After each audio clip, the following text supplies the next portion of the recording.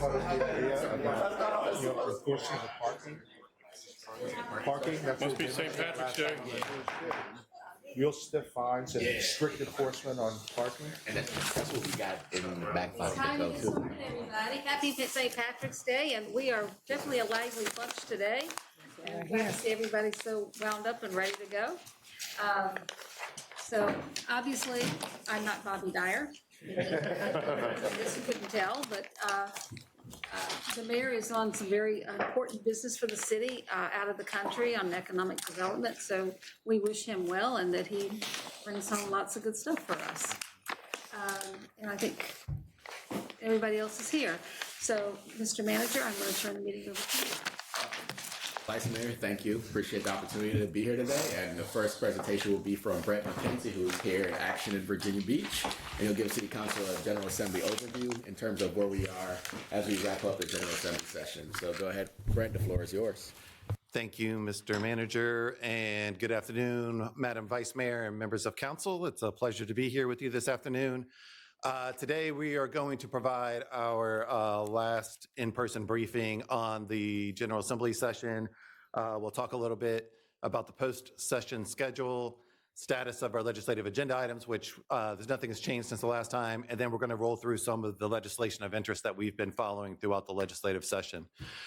So the General Assembly session concluded this past Saturday, late in the evening, about 7:30 or 8 o'clock. It was a really long day. They will come back into session on April 22nd for what we call the reconvene session. And just as a reminder, basically what happens is all the legislation that passed and last week of the General Assembly session, all that legislation gets wrapped up and sent to the governor. The governor has 30 days to either sign the legislation, she can amend the legislation, or she can veto the legislation. So on April 22nd, the General Assembly comes back to deal with all of the amendments and vetoes. Following the reconvened session on April 22nd, they have scheduled a special session to begin on April 23rd to deal with the budget. As hopefully you saw in my emails and probably through the news, you saw that they did not come to a budget agreement on time, and so they're going to come back on April 23rd to deal with that. The major sticking point as the General Assembly session was concluding revolved around the debate over the data center exemption, tax exemption, and that provided a little over $1 billion in additional funds to spend. That was included in the Senate budget. House conferees did not want to include that. They were looking at some other ways of dealing with data centers, and so they were unable to come to an agreement there at the end. But sounds like things are moving in the right direction, and they're pretty confident that they will have this wrapped up by April 23rd. Our legislative agenda items, nothing really changed here. All three of these items were sent to the governor. Our election system items are in effect, and the legislation carried by Delegate Askew that in its original form was trying to deal with some of the SAV issues, and its version that passed creates a kind of like an oversight committee for some of these hard to permit projects, and will hopefully help lead us to a solution, but it does not provide a direct solution. We can provide some more information on that moving forward as that legislation gets enrolled. So the next few slides just kind of provide a quick overview of some of the items that we had included in the policy section of our legislative agenda. A few things we wanted to highlight for you. So the first one is on affordable housing, and I'm not going to go through all of these. There's too much to go through, but we wanted to highlight these for you. And if you have questions, please let me know, or if you want more information, please let me know. So a couple things off of this list. The first one, HB 4. Creates a framework for localities to preserve affordable housing. Basically, this legislation would allow, if there's an affordable housing development in the city, and that developer was going to sell said development, that locality would get first right of refusal to be able to help maintain its affordability. So that was an interesting piece of legislation. SB 74 authorizes any locality in the Commonwealth to provide for an affordable dwelling unit program. And then I'll highlight one other one here on this list for you, SB 90 from Senator Aird. This legislation provides some new authority to local governments, and it would basically allow that if a condition exists in a dwelling unit, like in an apartment complex, that is a material non-compliance by the landlord with a rental agreement, that it would allow the local government to basically institute an action in court to try and get the landlord to fix the problem. So that's some new authority that is headed towards local governments, assuming that the governor signs that legislation. On the economic development front, a couple of things that we've been talking about this year. HB 18 establishes an employee child care assistance pilot program. This would be a program where the state provides some funding and the employer provides some matching funds and will provide some child care for their employees. SB 25 and HB 67 is a program to develop workforce development in the offshore wind industry. That was included in our legislative agenda. And then HB 275 and SB 10 permits a child 16 years of age or older to serve in an apprenticeship program. This has been an issue that the mayor has brought up multiple times. The beginning of the legislation as it was introduced would have included almost all apprenticeship and internship programs. As it made its way through the legislative process, it encountered a bunch of problems dealing with OSHA and other things. And so in its final version here, it would only work for apprenticeship programs that are related to culinary arts or information technology. So it's a small step, but it's a nice positive step forward on that front. Lots of interesting energy policy that came through this year. A few things to highlight for you. HB 770 from Delegate Herring. This is legislation that would allow a public utility to provide a discounted service for low-income residents. HB 2 similarly requires Dominion Energy to provide energy efficiency improvements to at least 30% of qualified households. Again, trying to target low-income residential households. SB 250, you may have seen a lot of information in the news about this one. They call it balcony solar. It basically allows you to get these solar panels that you can just kind of plug into a socket and collect the energy and help power your home.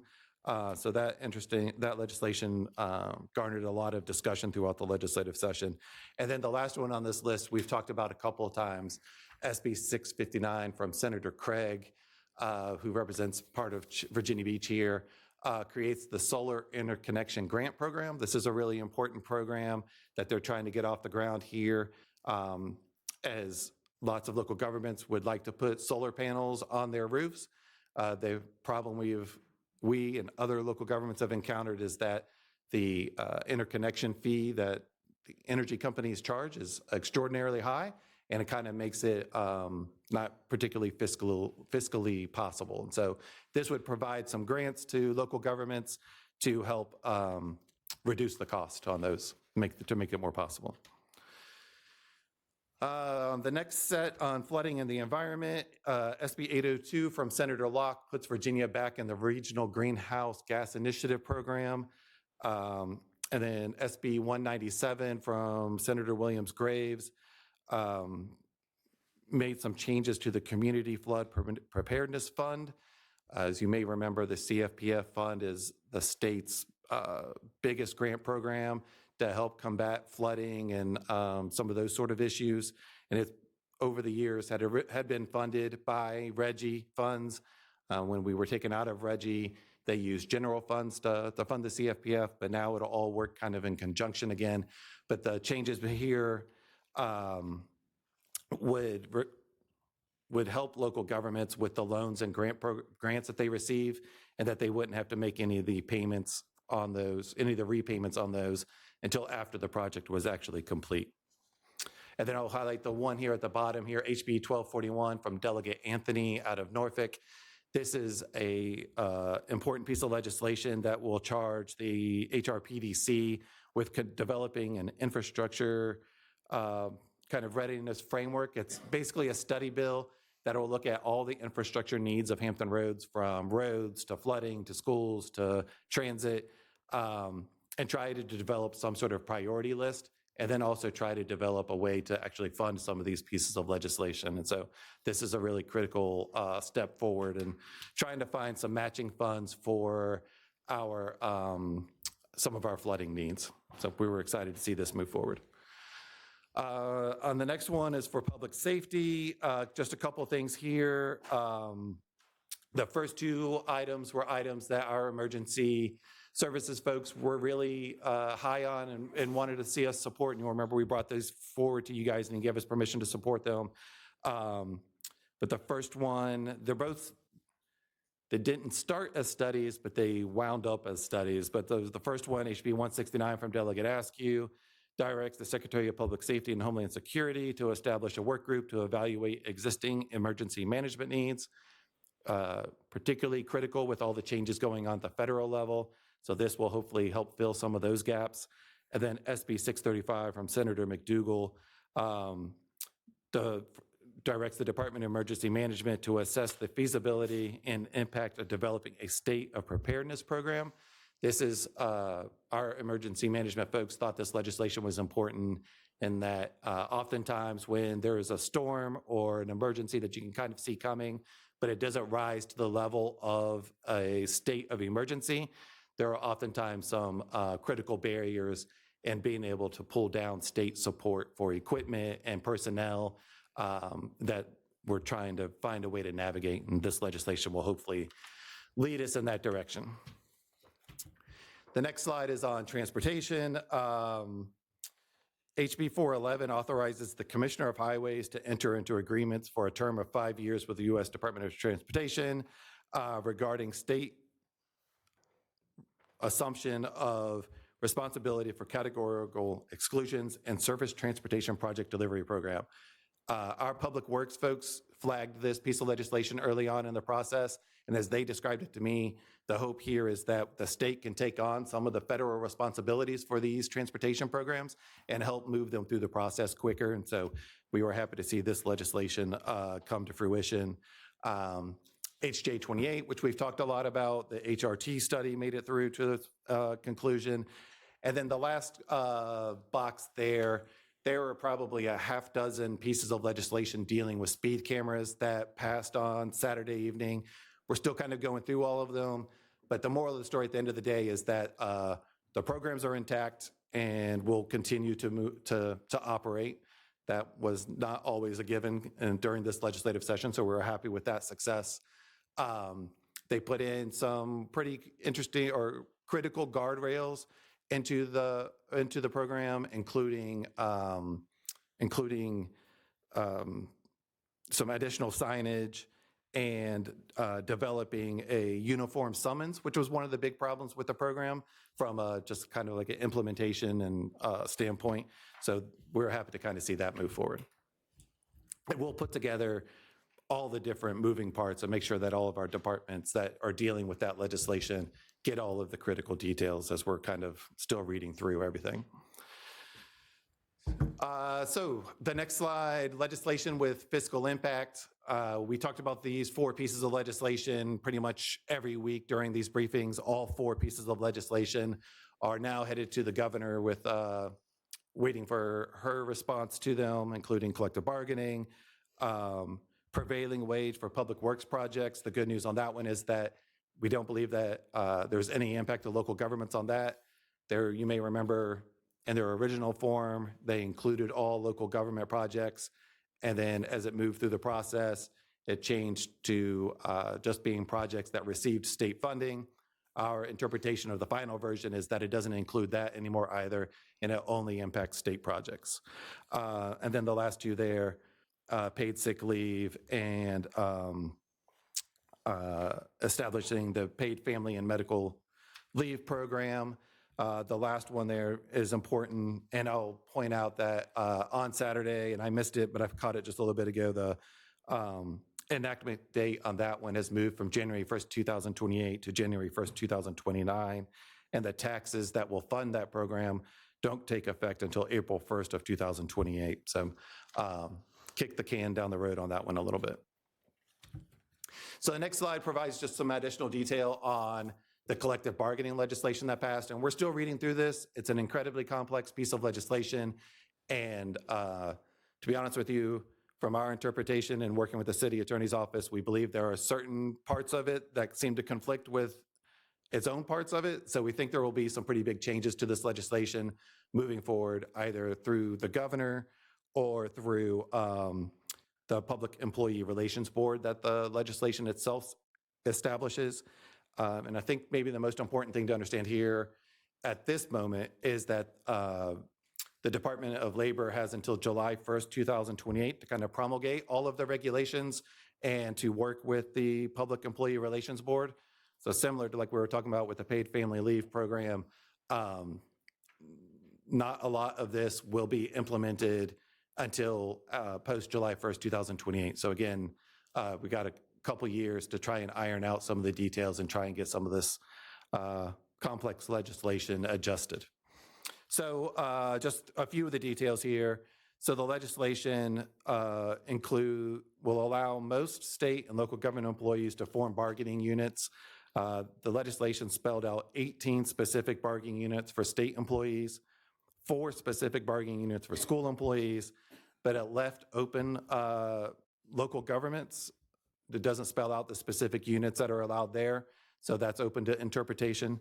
To create a bargaining unit would require 30% of a bargaining unit employees to call for an election, and then 50% of the employee, or a majority of the employees, so 50% plus 1, to approve that they want to move forward with a bargaining unit. And then it requires the bargaining unit and the governing body to negotiate in good faith. If they can't come to an agreement, it goes to an arbitrator to make a decision.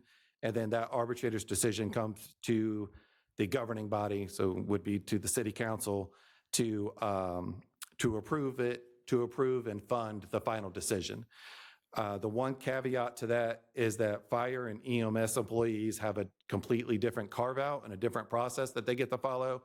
And instead of the city council having a final decision, it would be a 3-person panel that would make that final decision. So lots of interesting moving parts on that piece of legislation.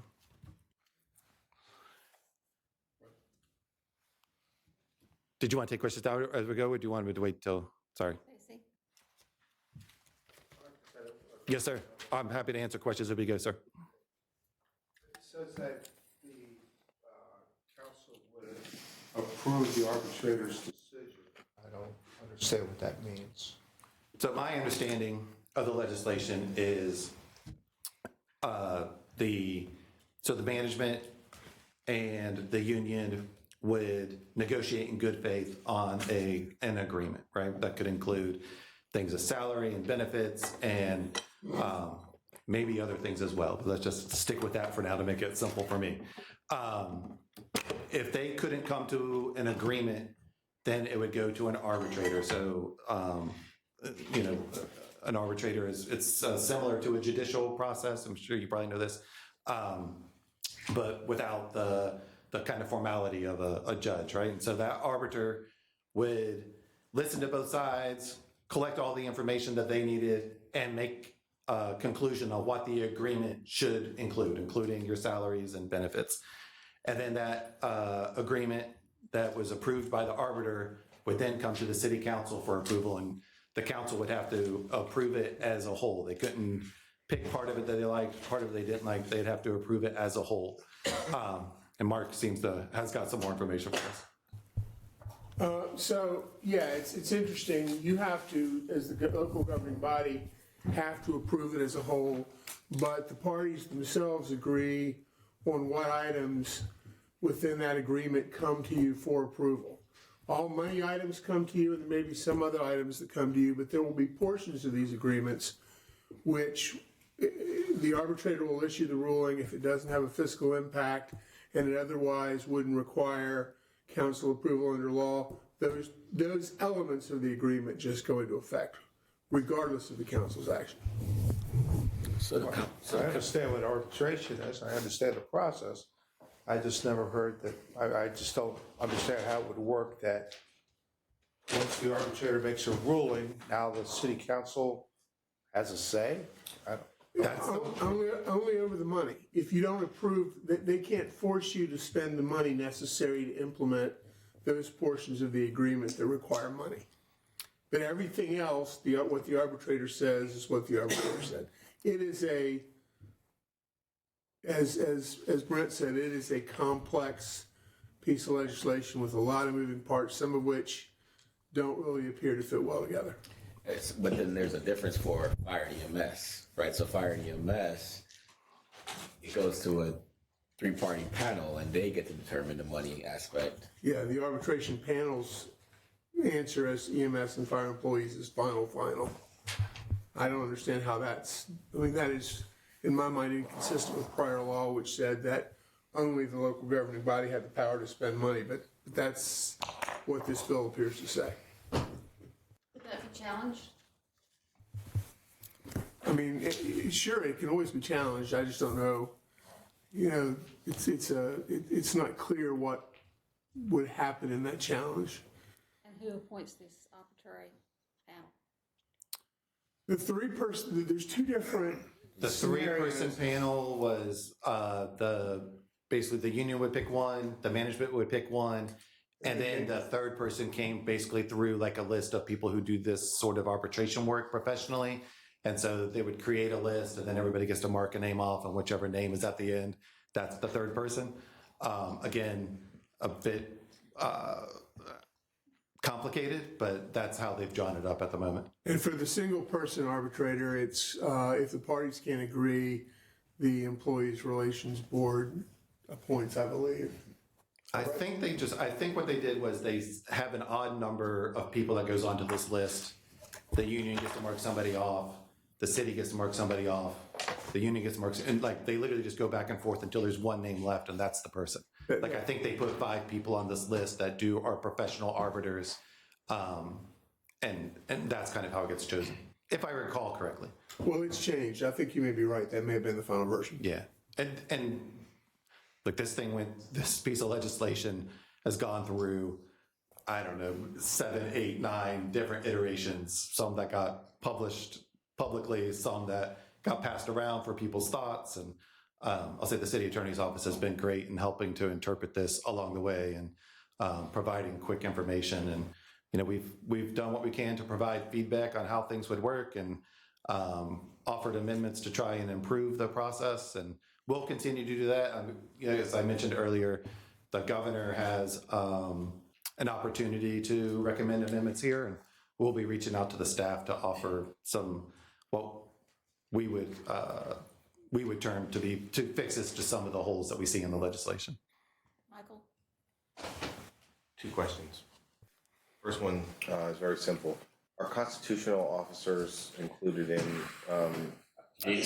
Yeah, so I mean, it's not, and that's one of the when we talk about there are parts of the legislation that literally conflicts with other parts of the legislation, and the constitutional officers are part of that. So there's part of it where it says that the constitutional officer themselves would get to decide if their office unionizes, but then there's another part of the legislation that spells out how public safety units would be able to unionize. And so for constitutional officers like sheriff's offices, which one of those 2 elements is the controlling element? And I don't have an answer for you of that today. And I'm not sure that they contemplated that on the last day as they were trying to get this thing through at the end. But that's a perfect example of where some of the complexities and some of the conflicts live. Mr. McKenzie, but that's not really an unforeseen challenge. I think the statement that you just made reveals something about the legislation when you tell me that you're not sure that that was contemplated as part of the legislation. That's not an unforeseen complication. Anyone who understands the nature and the technicalities of municipal operations would understand there's a distinction between the municipal employees and those employees who are part of state agencies and constitutional officers. So Yeah. you don't have to comment on it, but I will just say that, it is a complex piece of legislation. went through a bunch of iterations, and then at the end, they're trying to get it done in a matter of minutes and hours. And That's also this is typical of big pieces of legislation like this. But they believed they had the safety net of it not taking effect for a few years, and that they would have time to make tweaks and fixes to it as before it becomes actually implemented and becomes. So help me understand that. So the anticipation is that it wouldn't take effect for a few years. So That's right, and not until post July 1st, 2028 at the earliest. It may take they have to produce a bunch of the regulations of how the Employee Relations Board will operate, and so there's still work to be done, and from a regulatory standpoint, that will help with some of the implementation of this, and provides a span of time where, when we identify issues like this, there's an opportunity to hopefully get them fixed. So if there's no amendments or changes from the governor's office, then I think July 2027, they have to create this board, right? And between now and when it goes into effect, July 2028, this board is supposed to smooth out these kinks, and they can make certain changes to the legislation before localities and the other entities that will be part of this process would have to move forward with it if we're petitioned or requested to do it by a potential bargaining unit. one other question. This was the more complex one.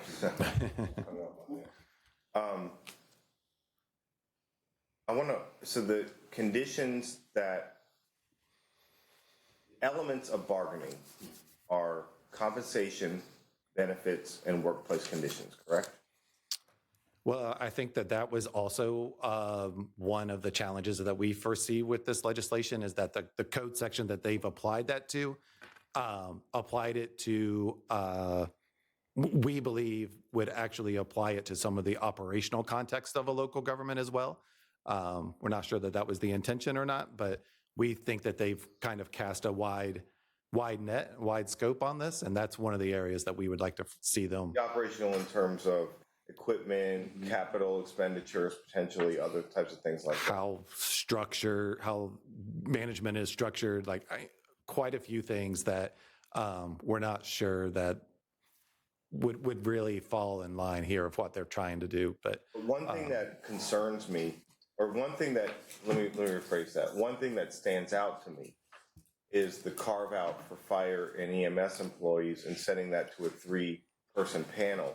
Because I'm wondering, where is the accountability to the public?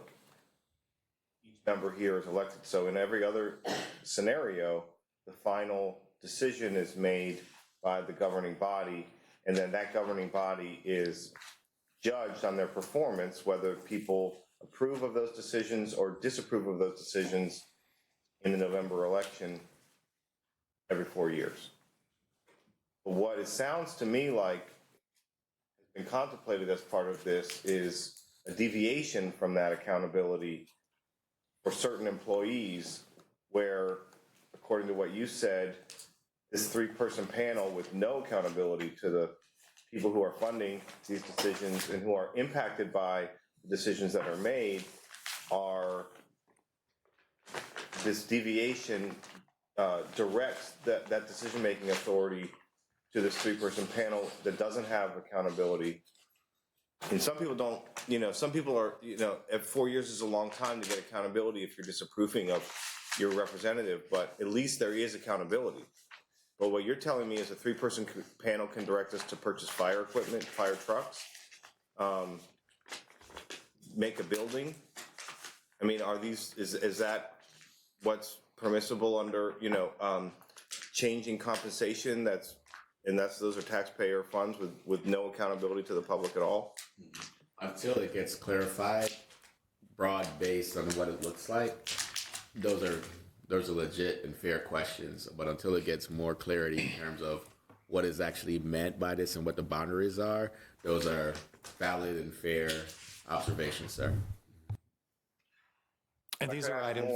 I could ask more, but I think for the time being, I've asked enough. And these are the sort of items that we will be bringing to the governor's staff attention in hopes of finding ways to make amendments and get the legislation altered. We'll see how that works. mean, is there a so one last question, is there a comparison of that in other states or other cities where is that lack of accountability present in those decision-making scenarios? It's hard for me to imagine that there isn't some way that a person, a voter or citizen would have a direct line of accountability to the people who are making decisions with their resources and on their behalf. It's not atypical from my experience for collective bargaining contracts to have domain over otherwise management functions and also operational functions like equipment and things like that. So it is possible. Some don't have it, or some do have it as well. It really depends on what locality or the state authorizes. Yeah. So this is really, like as Brent mentioned, these are some of the things that we're going to clarify and try to see if we can get some guidance on how is this supposed to be interpreted, because as you said, it's very convoluted and not clear at this time, sir. We go on. Thank you, ma'am. So there were two pieces of legislation that had additional revenue streams that we had been following. We've mentioned a few times in our presentations. Go to the next one for me, Andrew. One is the retail cannabis marketplace. So this legislation passed the General Assembly, is now headed to the governor. Just some of the highlights here of things that impact local governments and that we wanted to bring to your attention. So there are 7 different types of licenses that will be associated with the retail cannabis marketplace, from cultivation and growing the cannabis to processing it, to selling it, to delivering it. There are, again, another very complicated piece of legislation. For the retail stores, they have set out a maximum of 350 retail marijuana stores throughout the Commonwealth. They've set out that they can have a maximum of 2,500 square feet of retail floor space. A couple of other things that are important: you have to be 21 years old to purchase. You can't sell it through vending machines, drive-through windows, or internet sales. They put a limit of 2.5 ounces per transaction per person. Can't be located within 1,000 feet of a hospital, school, higher education, or child daycare program. That was interesting, as that went through a bunch of different iterations, and some of the early iterations, it gave local governments the authority to reduce that 1,000-foot threshold, but that did not make it into the final legislation, so now it is 1,000 feet. The state is going to tax it at 6% in addition to the retail sales and use tax. And then they've spelled out specifically how those dollars will get spent: 40% to early childhood care and early childhood education, 30% to the Cannabis Equity Reinvestment Fund, 25% to Department of Behavioral Health, and 5% to public health programs. Local government authority. So there was there's no ability to opt out of cannabis retail sales. That had been in and out of the legislation throughout the process. So we have no ability to prohibit the cultivation, processing, possession, sale, distribution, handling, transportation, consumption, use, or advertising of marijuana sales. Says we can adopt an ordinance that prohibits the use in local public parks, playgrounds, public streets, or any sidewalk adjoining any public street. Oddly, schools is not included in that list, which I thought was interesting, or maybe just an oversight. We can enforce local ordinances to regulate businesses licensed pursuant to our typical zoning authority and land use requirements and business license requirements. And a locality has the authority to set the hours in which a retail establishment can operate. Has a local tax. We have to have a local tax, and that tax can be between 1% and 3.5%. So once a locality adopts an ordinance that includes the hours and the tax structure, we're required to communicate that information to this new authority. And An additional part that had not been included in the legislation throughout the process, but was in the final legislation, I know this has been brought up here a couple times, create some new regulations around hemp products, including requiring registration to be able to sell those hemp products, requiring packaging and label requirements, including like child-proof packaging and labeling of what is actually in the legislation, and then also limits the THC that is permitted in those hemp products. The other piece of legislation that we were following in this category was on skill games. Again, this legislation passed and is now headed to the governor. Caps skill games at 25,000 games statewide. This one does have a referendum opt-out process if a locality wishes to do so. Each game itself has to have a license through the state and has to be inspected by the lottery board. They will be taxed at 25% of their gross profits. Of that 25%, 15% goes to a locality, so that comes out to 3.75% of the total. An additional, and then 75% of that goes to the general fund for the state. It allows 3 to 4 games in convenience stores and restaurants and allows 2 games at establishments with a valid charitable gaming license. Then my last slide here is some information on that last piece of land use legislation that we were following. You may have seen the article in the Virginian Pilot, I think it was today or yesterday. This is the legislation that some people call faith in housing. Other people call it yes in my backyard. But basically what this legislation does is it allows any religious organization or a 501c3 that is has a property tax exemption approved by a local governing body to be able to develop their property as an affordable housing complex by right. So they don't need to go through a rezoning process. A few things to highlight here. We were able to get our AQ's area exempted from this process, so that was one plus. It also requires the property to be within 500 feet of water and sewer lines. That should help with some of the blue line challenges that may come along with this legislation. It also subjects the property to taxation, even if it maintains ownership by the religious organization, but the legislation does not require the religious organization or the tax-exempt organization to maintain ownership. So they could develop the property and then sell it and walk away. Some of the other issues that we've been talking to folks about allows a density of 20 units per acre, building height of 45 feet, or the height of the nearest building within 500 feet, whichever is higher. Allows 1 parking space per 300 square feet, and it allows for mixed-use development that includes religious worship space, child daycare centers, health clinics, coffee shops, or other uses that are ancillary to the operation. As I was talking to legislators about this piece of legislation throughout the process, we were really trying to get them to make some changes to how this would kind of operate in our neighborhoods. As I described to folks, I don't know where churches are located in like Fairfax and Loudoun and Henrico, but here in Virginia Beach, the vast majority of our churches are in our neighborhoods, and this is has the opportunity to be incredibly impactful on neighborhoods, allowing for the opening of a coffee shop. 45 feet is twice the height of the normal two-story, like a two-story house is 20 to 25 feet. The density of 20 units per acre, that's fairly dense. I don't know what's allowed under normal zoning rules. So this has the potential to be pretty impactful. We're going to work with governor's staff on trying to get some amendments to try and reduce some of those impacts.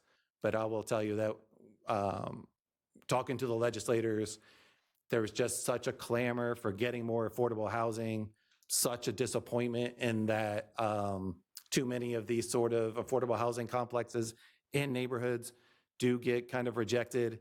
And this was them trying to push that forward. So this is where it landed. So this is my last slide in my presentation. Happy to answer any questions. Thank you, Vice Mayor. Yes, thank you, Vice Mayor Wilson, Mr. McKenzie, Brent, thank you, Andrew, for the presentation, discussion, and work. I've just got 4 items, and I'll try to go through them quickly. Let's go with the last one first. When would the faith in housing be that effect? I know the governor would say the governor signs it in the next, would it be July 1st? And then is there a definition of affordable housing? So it did have a slightly delayed enactment. I think it's September of this year, but I'll have to go back and double check on that one, Councilman. I apologize for that. But it did have a delayed enactment. And it does have a definition of affordable housing. It was, and I can get that for you. I don't have it in front of me, but there was a very prescriptive definition of affordable housing. It was 80% of AMI, and there was another piece to that, but that's what I remember. Just a quick comment on that. I mean, I appreciate the intent here for sure, but being in the space here locally, to me, it will be very hard for an organization to make the numbers work with 20 units per acre, probably on 1 or 2 acres. I know in our city, we have a minimum of 3 acres for a church to operate, so I guess that will impact that part of our, yes. And I'm sorry, I should have included it on the slide, but I didn't. But it requires 60% of the units to be affordable, so the other 40% would not have to be. And I apologize. Okay, no, I see where you're going with making Right. the math work, right? Right. And I think that helps with the math. That helps. Okay, I apologize for that. That's a pretty key element that I should not have excluded. a lot of legislation. So back on page 10, speed cameras, just real quickly, they're keeping the same. So right now, if I understand it, speed cameras are for school zones and road construction only, so that remains the same. It does not go further than that. There was one piece of legislation that would have made a real slight expansion of it in what they called like these red zones. Basically took like school zones and expanded it a little bit. But I'm going to be 100% honest with you. It was in, it was out, it was in. It was only for planning District 8. I'm not sure where that one landed. Like I said, we're still kind of going through all of those bills.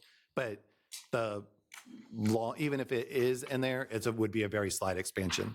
And I would say on the work zone part, they added in they passed one of the clauses in the legislation was that those could only be in effect when the workers themselves were present, not 24/7 the way a lot of these work zone cameras are currently. And the city doesn't operate any work zone cameras, which I think is what I beat the manager to that one. Just 2 more quickly. On cannabis, page 14, does that affect retail sales would be effective January 1? Did I read that? Yes, sir. See that somewhere? Yes. So that's, 9 months from now, and I just turned to my colleague, Councilman Bellucci and Mr. Manager. We're going to be prepared because this has implications for planning, for tax collections, for a lot of different things that we should be ready for. Or So I think Councilmember Bellucci, Mark, the planning department, and Brett and myself are actually meeting with the council's task force on this on Friday, talk about next steps with this possibly becoming law of the land, and then what steps we would want to bring forward to council in terms of engaging the public and how we best want to regulate it within the bounds that the General Assembly provided to us, and then from there work to initiate that process with council's approval. I just want to follow up to say, I think there's a lot that we have to work through, but I'm grateful to the manager and to the city attorney, my new colleague as a liaison, Councilman Green, for joining the conversation. There's been a lot of leadership on this issue from the members of the Cannabis Task Force, and also in cooperation with the professional staff who are bringing their portfolio of expertise to the table on that. And I also just want to note that Virginia Beach is the only municipality in the Commonwealth that has had the foresight to establish such a committee. And as such, I think we are better prepared than anyone that I'm aware of to work through these questions. But that doesn't change the fact that we do need to work through these questions, and we need to get in front of it. It's going to move quickly.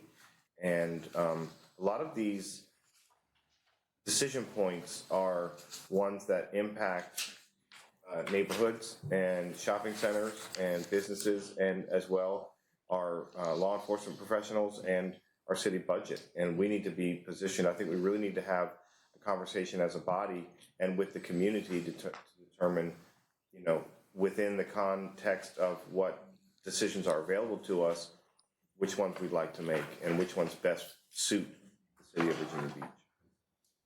So thank you, Councilman Remick. What did you have? Do you have- And just one last bit here, public safety, page 9, and I wasn't here last Tuesday, but I followed the discussion and I agree. And now that the session is out, you know, one bill didn't make it through this year, House Bill 488 or something like that.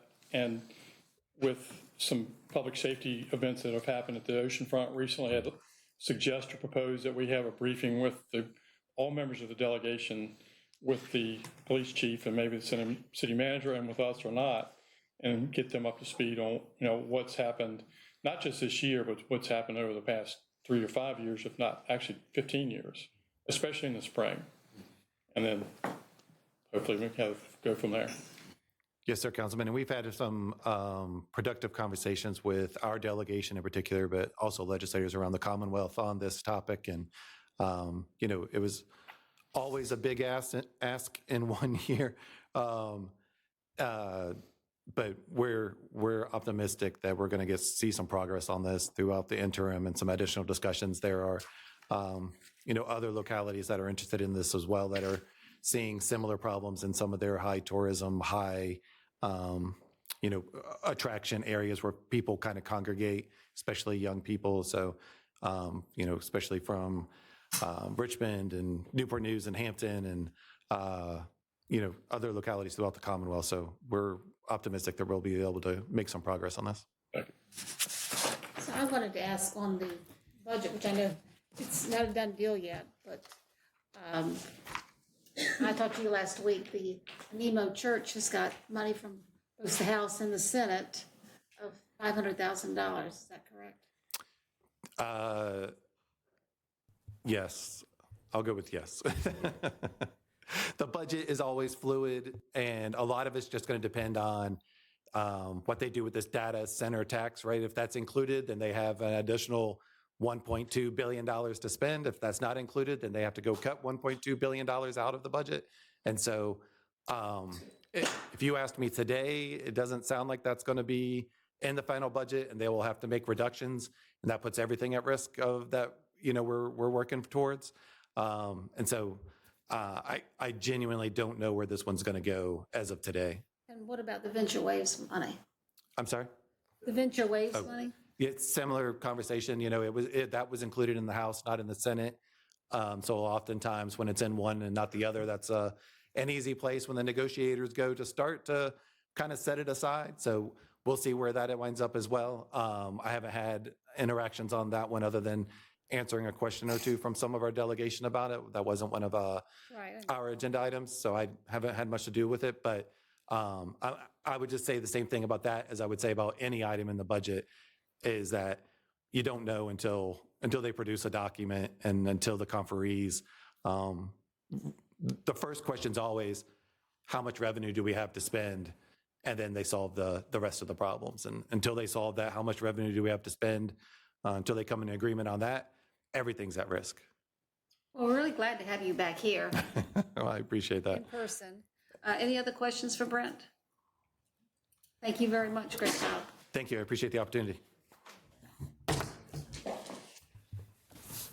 All right, so Mr. Mayor, members of council, the next presentation is going to be your quarterly update regarding the flood protection program. It will be provided by Jeff Waller of our Bond Referendum Oversight Board, as well as the city's program manager, Jacobs Engineering, Leisha Pico.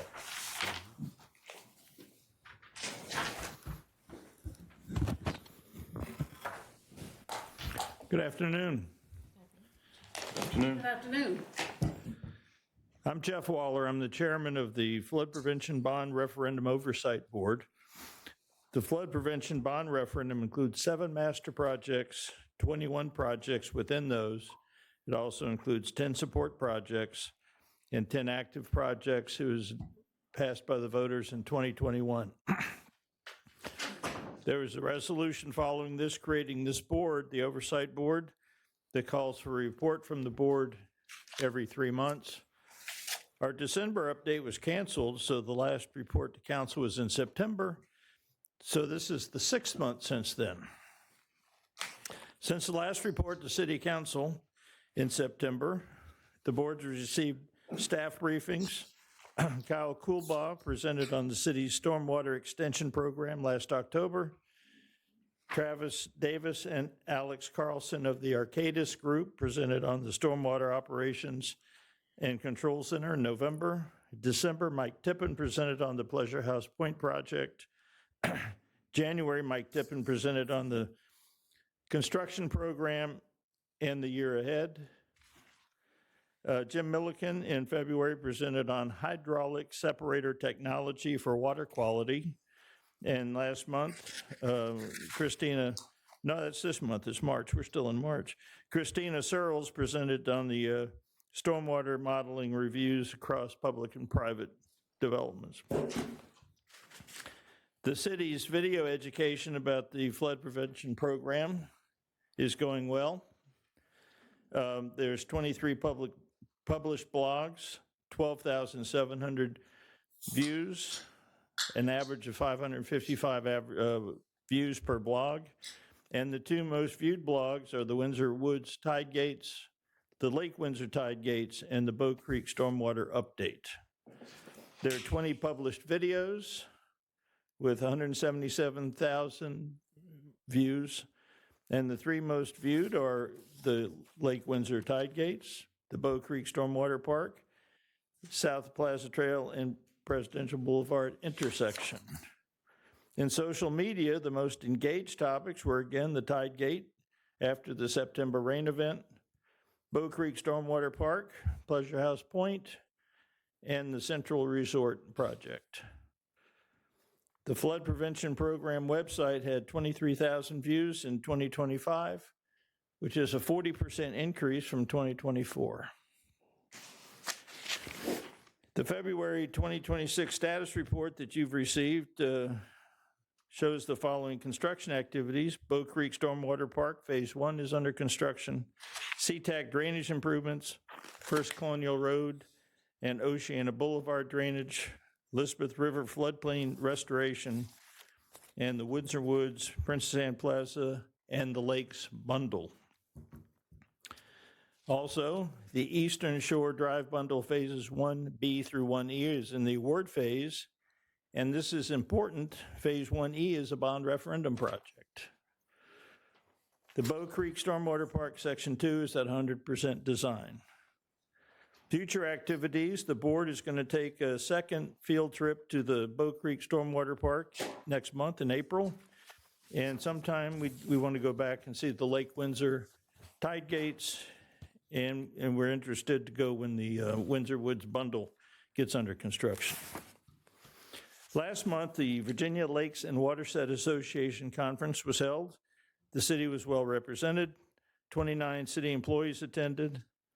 Tarek Omer, Jim Milliken, Mike Tippin, Jonas Ullered, Kyle Coolbaugh, and Audrey Guzman all made presentations on water quality, flood management, and stormwater extension.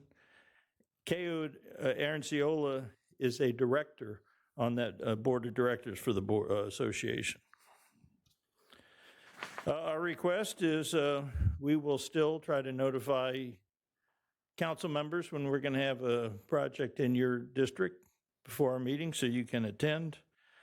The city's been awarded $73 million in grants. We're going to submit on another $44 million. And the city received a low-interest loan from the Department of Conservation and Recreation for part of the Eastern Shore Drive for $83 million. Our meetings are the second Thursday of the month. They're open to the public. The public can attend, the public can comment. The board has a website accessible from the Ripple Effects website. There's an email address for public comments. All the members still look forward to participating in this, and we're going to do something a little different today. The board was put together September of 2022 We've been together 3.5 years, 7 members. We still have the original 7. And today, Scott Miller is going to be here just to give a little different perspective of his activities on the board for the last 3.5 years. Scott Miller. Welcome and thank you. Thank you. Good afternoon, Vice Mayor Wilson and City Council. So I'm Scott Miller. I live in Windsor Oaks neighborhood, and I have the honor of serving on the Bond Referendum Oversight Board. When my family and I bought our home in 2012, we knew flood insurance was required, but we didn't understand why. I had lived in Virginia Beach since 1997 and had never seen or heard of any real flooding events. Then Hurricane Matthew hit in 2016, and pretty much everything changed. In a single night, I had more than a foot of water in my house and into hundreds of homes across the Windsor Oaks and Windsor Woods neighborhood. Families who had lived there for decades lost nearly everything: furniture, memories, cars, in many cases, their sense of security. There were several who didn't have flood insurance because their homes weren't in a designated flood zone. My house, part of my yard is not in a flood zone, but the rest of my house is. So that's how uneven the terrain is there. And I'll never forget, one of my neighbors had a flat bottom boat and was driving up and down the neighborhood as if it was a canal. And we have a 2-story home, so we were able to retreat up to our 2nd floor, but not everybody in our neighborhood was as fortunate. They had much more water and were stuck in their homes. Just a few days later, I attended a PAC community meeting at Windsor Oaks Elementary that fortunately had the city manager there because originally it was only supposed to be a staff presentation. So a lot of people showed up. Many were in tears. Many were exhausted from cleanup. And all of them were sharing stories of what they had lost, and basically they were pleading for the city to do something, to act. That night of Matthew made one thing crystal clear. It was a wake-up call that we couldn't ignore. That storm drove the city to make some pretty bold and historic commitments to flood protection. Some immediate action, the city jumped in to do cleanup, and we saw garbage trucks making runs through the neighborhoods all day, every day. There was canal dredging, I believe that was approved almost immediately. That took place. And then ultimately it led to the over $500 million flood bond that city residents voted for overwhelmingly in 2021. I've had the chance to speak with my representative, Councilman Berlucci, several times since then, sharing some of the pain that myself and my neighbors experienced. Concerns about construction projects in my neighborhood and in the district, as well as the hope that I hope I can bring here today. As a Navy chief and now as a DoD civilian department head, I've overseen a lot of large mission critical projects, and I knew I needed to be on the board, especially since my own neighborhood would benefit directly. I wanted to make sure that things were going smoothly because it would directly affect my home and my family. One of the most rewarding parts of our work is helping the public understand the tremendous value in the investment that they're making. The board receives detailed briefings on the science and engineering behind every project, and then we make recommendations so that monthly flood protection report that's written by city staff is clear, easy to follow, and shows real progress. It's important to us that it's readable by the citizens so they know what they're getting. We also recommend that the cities create short, engaging videos and graphics that show the before and after views of the completed projects that show residents simple ways they can help the stormwater system work more efficiently. There was one video that was made about keeping stuff out of the storm drains and the pipes, and that they take the residents on virtual tours of flood control work that's happening in the parts of the city that they may never drive through. And our shared goal is to let every resident follow along with the progress no matter where they live. I know when I first moved to the city, I lived over by Little Creek Base, and I probably never ventured anywhere near Windsor Oaks, Windsor Woods. So I had no idea, and still, if I lived there today, I wouldn't know that any of that work was going on. So it's important that everybody in the city knows that these projects are going on and what they're getting with their money. We've seen impressive momentum under the city manager's leadership. We've seen those large cranes as evidence of the project work. There's been new tide gates, pumps, and some pretty dramatic repurposing of land that's already changing the landscape for the better. We've seen costs rise since the original pre-COVID estimates, but city staff has been relentless in finding efficiencies and bringing in those grants and loans that we heard about to reduce the burden on citizens. And one of the things that we really strive to do is make sure that those successes are highlighted in the reports. We all want to see results right away, and that's why expectation management is so important. After the heavy rain last September, myself and some of my neighbors, wondered why the water still flooded the roadways in Windsor Oaks and Windsor Woods after the tide gate and temporary pumps had been installed. I was unable to get to my house until several hours into the night, not because of a failure of the tide gate, but because of the volume of the water that fell in the short period of time. And there's also still some drainage work that needs to be done in the neighborhood. That'll be addressed later on. But that moment reminded us how vital it is to clearly explain that the projects are designed first and foremost to protect us from major hurricane events like Matthew, not every passing thunderstorm. And that doesn't always resonate well with citizens, but it's definitely important to get that message out. Getting that timely information out there is the best way to dispel negative perceptions from residents who may not see the direct value in projects happening across the city. So clear, consistent messaging builds confidence and trust. While our charter limits us to just the projects identified in the referendum, we are certainly interested in the overall flood protection program. Projects like Pleasure House Point, which is not a bond referendum project, but definitely affects bond projects, was a situation we were interested in and had to address because of the justification used for the project. Those wetland credits that were necessary for the completion of projects already underway, as well as used for future projects. And despite the long approved but postponed status of the project, many residents obviously were unhappy about the loss of trees and the effect on the wildlife habitat.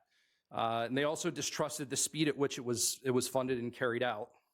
But still, it was a necessary step that creates those critical wetland mitigation credits, allowing the city to move forward on those key flood protection work without those costly delays.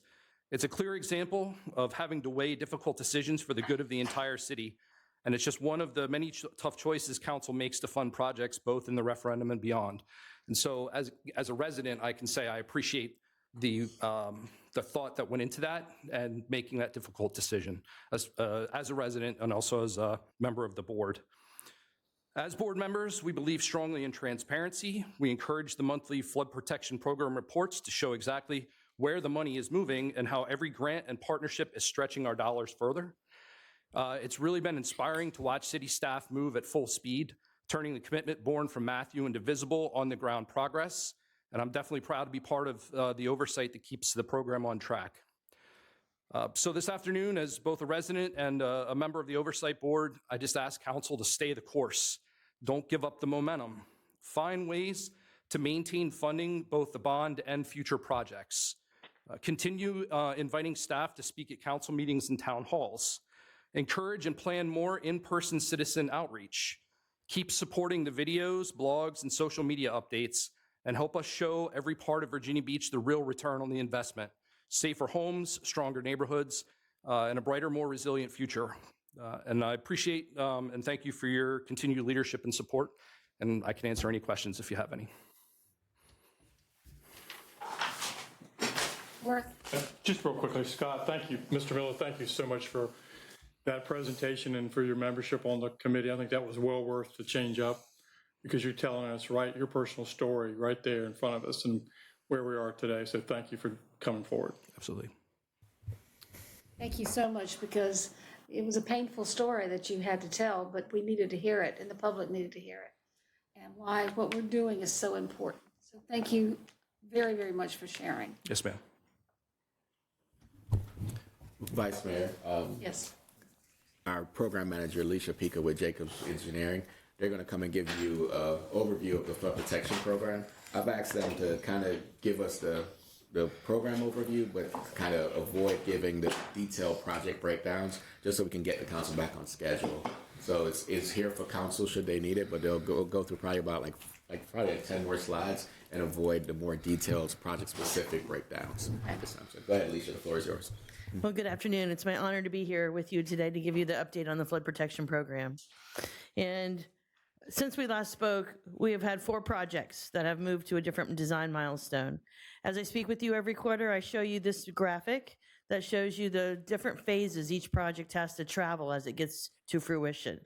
So we've had project transition from preliminary engineering into design, projects from design into construction, and we were able to negotiate the guaranteed maximum price for the Windsor Woods, the Lakes, and Princess Anne Plaza Mega Bundle project.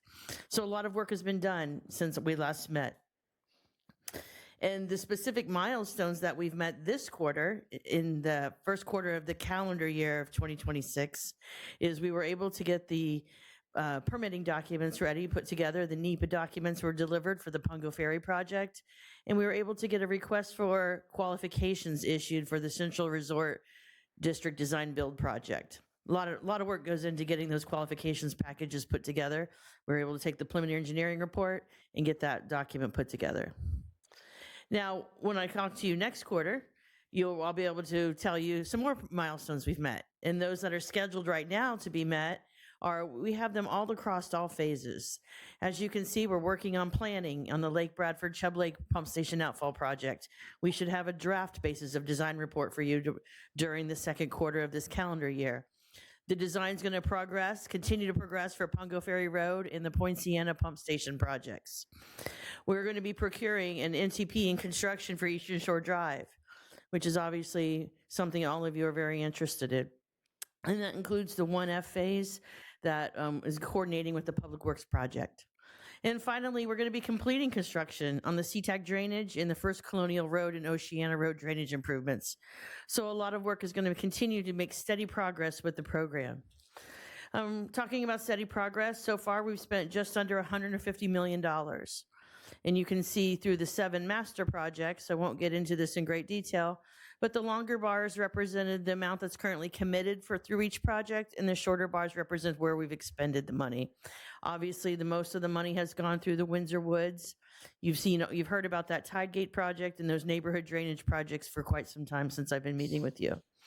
The program estimates have gone down from 1.552 to 1.503, and that's due to the negotiations of the Windsor Woods, Princess Anne Plaza, and the Lakes Mega Bundle project.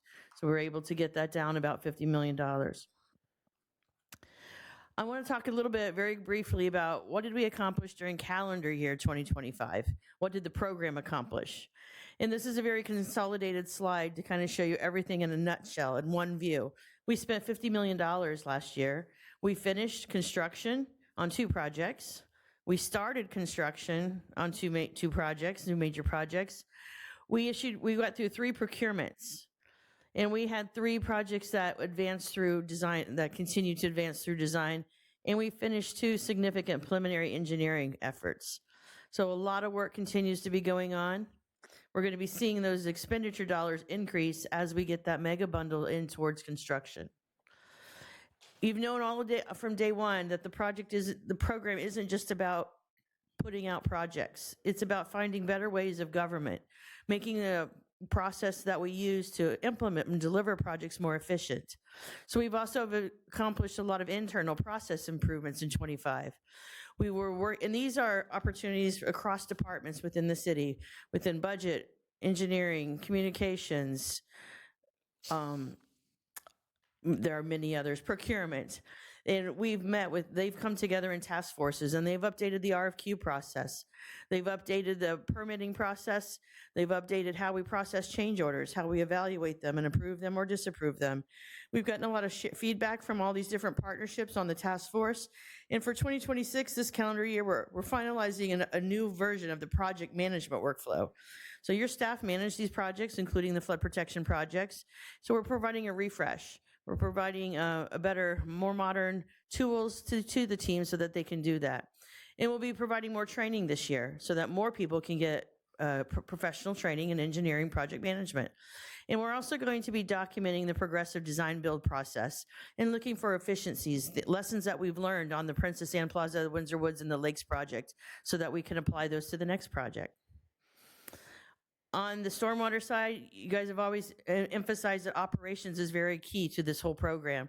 So they've spent $14 million in 2025. And what we did with that money is went towards the lake dredging project. You heard Scott mention that.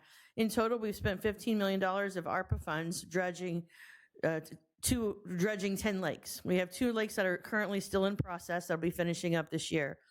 We've improved neighborhood drainage in 23 neighborhoods. We've spent $32 million. So that's a significant improvement. And we were able to get some specialized maintenance equipment so that we can tackle anything that comes our way. So we're able to keep these canals, keep these lakes in the level of service that your expectation is from staff. So that's where I'm going to stop today. And if you have any questions for me about the program, it's progressing very steadily and very much on schedule with what your expectations were and your direction were to us. Are there any questions for me? Worth? They've been busy. Yes. Thank you, and exactly, and that's what thank you, Vice Mayor Wilson, thank you. Ms. Peak, I just want to recognize Public Works on this project. On page 22, you mentioned $50 million was spent in 2025. That equates to a little over 5 pennies on the real estate tax. Money comes out of the general fund, so the mill rate stays the same, but we are spending a little over 5 cents at least last year towards this project. And when we had the referendum, Right, thank it you. was 4.1 cents on the real estate tax. We absorbed that and didn't raise the real estate tax. Should have finished. Anybody else? Well, as always, you do a magnificent job, and it takes time, but Yeah. we're really seeing a lot of progress now, which is Yeah. very exciting, very exciting. Thank you. All right, so Madam Vice Mayor, members of the City Council, the next presentation is going to be a riveting presentation regarding honorary street. All right, so as council knows, that council has been discussing for probably about the last 9 months, almost a year. This came up at our last retreat regarding the Focus Action Plan, and also again at your budget retreat, where council asked us to put together a recommendation or options for council to consider for you all to determine on where the council wants to land as a body as it relates to the policies we want to put in place for how do we put some organization and how we honor folks that made a tremendous impact to our community in terms of giving them honorary street names. So next voice here will be Kathy Warren. She'll give council an overview of some proposed options for your consideration. All right, good afternoon, Vice Mayor, members of council. I am here to provide a brief presentation about honorary street designations and background information about addressing. In this presentation, we will cover the department's responsibility and duties as it relates to street names, guidelines for street naming, history of honorary street naming, and current process for honorary street names. Recommendations for future honorary designations based on our research, will be at the end, and then we'll open it for discussion. So currently, there's no criteria for honorary street designations. They are created through City Council resolution. We'll be seeking feedback from the body if you would like to formalize the process and establish criteria for future designations. The City Code assigns the duties related to street names and addresses to the planning director. Our city is addressed using a grid system that was established in the 1960s with the U.S. Postal Service and Planning Commission. The entire city is divided into blocks, with the former Norfolk Southern Railroad right-of-way being the baseline from which all blocks on the north and south are to be numbered, and the Atlantic Ocean being the baseline from which all blocks to the west are to be numbered. The department maintains guideline documents for addressing that were created in 1974, but are updated on a regular basis. The department has 1 full-time employee assigned to all addressing functions. The employee assigns addresses to all site plans for new structures, as well as assigns addresses for temporary structures such as temporary utility poles, construction trailers, meters, etc. Our staff also reviews and approves all new street names in the city and handles street name and address change requests. We maintain a database with over 7,700 streets and 100,000 addresses and coordinate with GIS and emergency services to ensure there's accuracy and consistency across the board.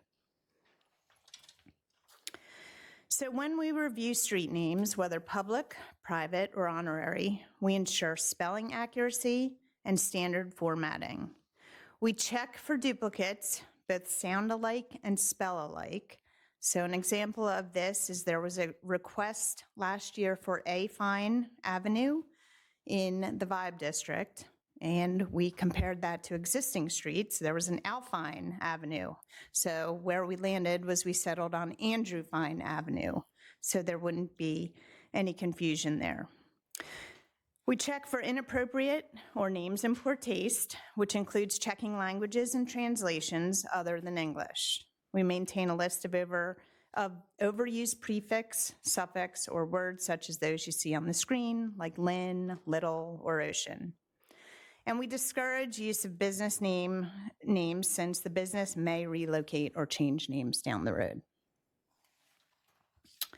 So it's important to note honorary street names do not change the official street names or addresses of properties. Street segments are signed with street sign blades for both the official name and the honorary street name. Honorary street name blades are produced, installed, and maintained by Public Works Traffic Operations. 2018 was the first honorary street name designation passed by City Council resolution for Dr. Martin Luther King Jr. on Virginia Beach Boulevard. One additional honorary designation was approved by City Council in 2024 for Zim Company. This is in the Pembroke SGA. And 4 honorary street names were approved by this body last year. Our current process is as follows. Honorary street names are requested by City Council members to the City Manager. The request is then passed to the Planning Department to research the requested name and to ensure it can be approved. City Council then votes on a resolution approving the designation. Public Works Department then fabricates the street name blades. Our departments notify GIS and E911 and other stakeholders of the additional name. And finally, Public Works installs and maintains the new street blade. So for recommendations, staff conducted research to neighboring cities and others around Virginia to seek out best practices for honorary street designations. It really was a mixed bag of criteria, as you already know, but staff pulled the following recommendations for you to consider for discussion today. Candidates for honorary street name designation must be sponsored by a member of City Council. The individual group must have a significant and positive impact on the community or nation.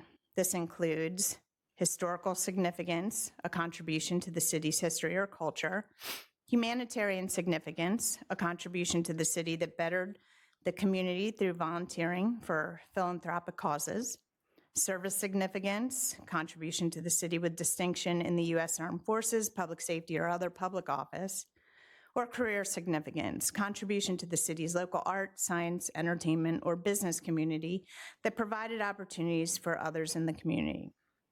Candidates must be deceased or retired from distinguished career.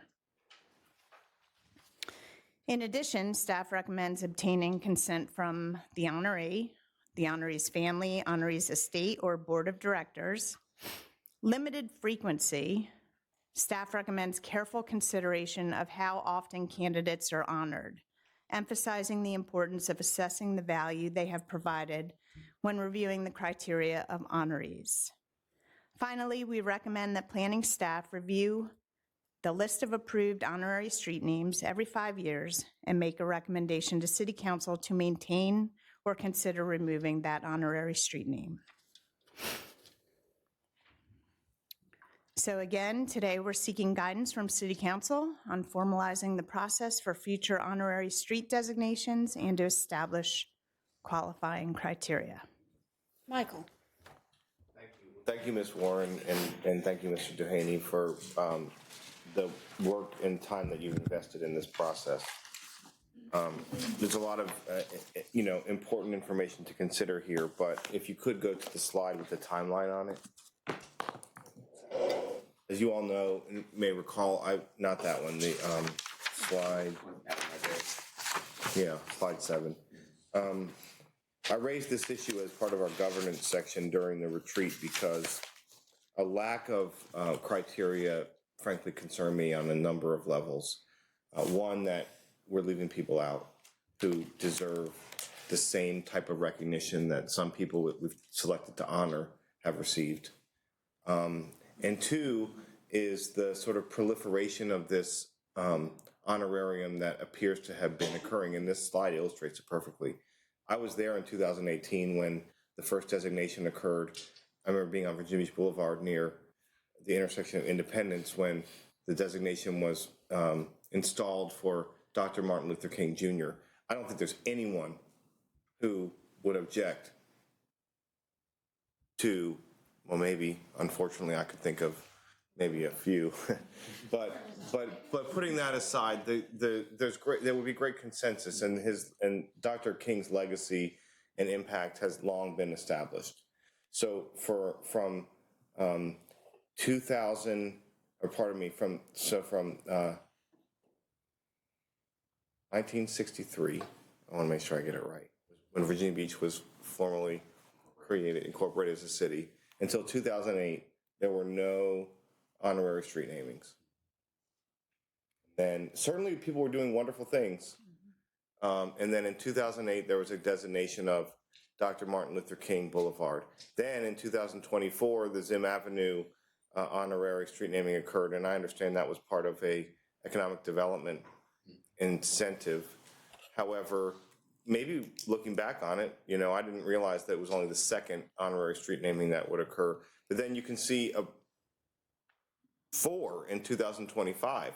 And I think the timeline speaks for itself. Every single one of those people are deserving of a recognition, but there are thousands of others throughout the history of Virginia Beach who are also deserving of it. So I think establishing a criteria is very important, and I actually think it's essential. I don't think it's the most important thing we need to be spending our time on, which is why we haven't, but I'm glad that your staff has brought these recommendations forward, because we could each name, and the community could propose hundreds and thousands of people, past and present, who would deserve the same. And then we would see the proliferation of the blue blades all over the city. I could name specifically presidents, principals of schools, police officers, firefighters, teachers. There's just so many amazing people who have done great things. And I think we do need a process. So I think this slide tells the story about why it's so needed and necessary, and that we can honor people in a way that's fair and that is more inclusive of the portfolio of contributions that have been made. So I think the recommendations that you provided are good. It leaves a lot of room. Council members can still bring those forward, but I do think it's important that we sort of think about whether or not a candidate should be deceased and or retired from a distinguished career. And I think that's an appropriate designation. I know at one time we talked about deceased for a number of years, but I think deceased or retired is appropriate. And then I'll just say finally, the other thing that's concerning about the proliferation is, as we've seen in the national discourse, you learn things about people over time. And some of those things that we learn aren't always the most positive. And I don't think we want to be in the position of having to, as I mentioned, the impact and legacy of Dr. King has long been established and vetted and known. The impact and legacy of other individuals, I'm not speaking specifically to this list, is still being revealed in some cases. And I think we need to be careful and thoughtful about that for all of our sake. Thank you. Cash? I'm sorry. Stacy? Thank you for doing the work on this, and I agree with Councilman Bellucci that there has been a proliferation of this year, but I don't really know why that is, except that maybe we have a council that does recognize that we've had some outstanding individuals pass through the city and have made significant contributions. Not to diminish the contributions or the worthiness of anyone else, I would just say that the person that I recommended, Admiral Jeremiah Denton, meets all the qualifications recommended by the city manager staff. And so I agree with everything that has been put forward, and I would like to see us adopt that. If anything that I would add for consideration would be maybe that any consideration put forward by any member of council may be limited to like one per term, one per every 4 years, so that we don't feel as though we're picking or limiting what any one person could bring forward. Yeah, I did. Thank you. I appreciate your presentation and how you presented it. Councilman Berlucci, thank you for bringing this to our attention at the retreat. I do want it to be noted that when you bring in new council members, we bring in new perspectives and new ideals that have been percolating. And I'm grateful that we've been elected so that we can disseminate that information very effectively. And so call it the age of the internet, right? And so we are moving a lot, and a lot of information is being given to us because of social media, the presence of AI, as well as just media in period. But I will say, when it comes to I think it's page, what is it? Recommendations, candidates must be deceased or retired from a distinguished career. I like the fact that we did talk about that. I am of and I'll just make sure we understand, I think my interpretation would be, I definitely want people to receive their flowers while they're still alive. I do think life happens, so I think we put it nicely where candidates must be deceased or retired from a distinguished career. They may be still working in that career. So I think we need to be careful just with that last bit. They may be 70 to 80, and guess what? We have a population that are seniors that retirement isn't on their agenda, right? And so I just want us to maybe think through that one a little bit more, because the seniors are now part of the workforce. Thank you. Josh? Thank you, Vice Mayor, and thank you, Ms. Warren. I agree with a lot of what's been said. Appreciate the work. It just strikes me that we have other things that we name people after besides just streets. So public facilities like parks and stages and bridges, and other things like that, where we might, maybe all of these criteria don't make sense in each of those instances, but just trying to maybe lay some of these over top to help, I guess, make sure we're consistent across public facilities would be a good idea. I think it's very important to have criteria, and I'm glad this topic came up, because one thing, we all as a group like to be kind to one another. And when someone wants to do something, unless it's something that we're totally against, we would like to help our colleagues out. And so sometimes we have to put in guardrails to kind of govern ourselves. And I think this is one of them. In the CCSR, there were some other things that were mentioned that are not here. And so I guess y'all decided to take those out. One was, I think you had to have continuous being a 25 years of continuous, if you had to be continuous member of the community or continuous service to a particular thing that they were doing, that was in there. So you decided not to include that, is that correct? I believe that we just made suggestions and wanted to throw those out there for you to consider, if that was something you wanted to consider. And this thing about being either dead or retired, if you look at it, I mean, of course, Zim Avenue wouldn't fit in there. Andrew Fine wouldn't fit in there. Timberland wouldn't fit in there. So there's three things that would fit in there. So I'm wondering if there's another way we can reconsider that particular item.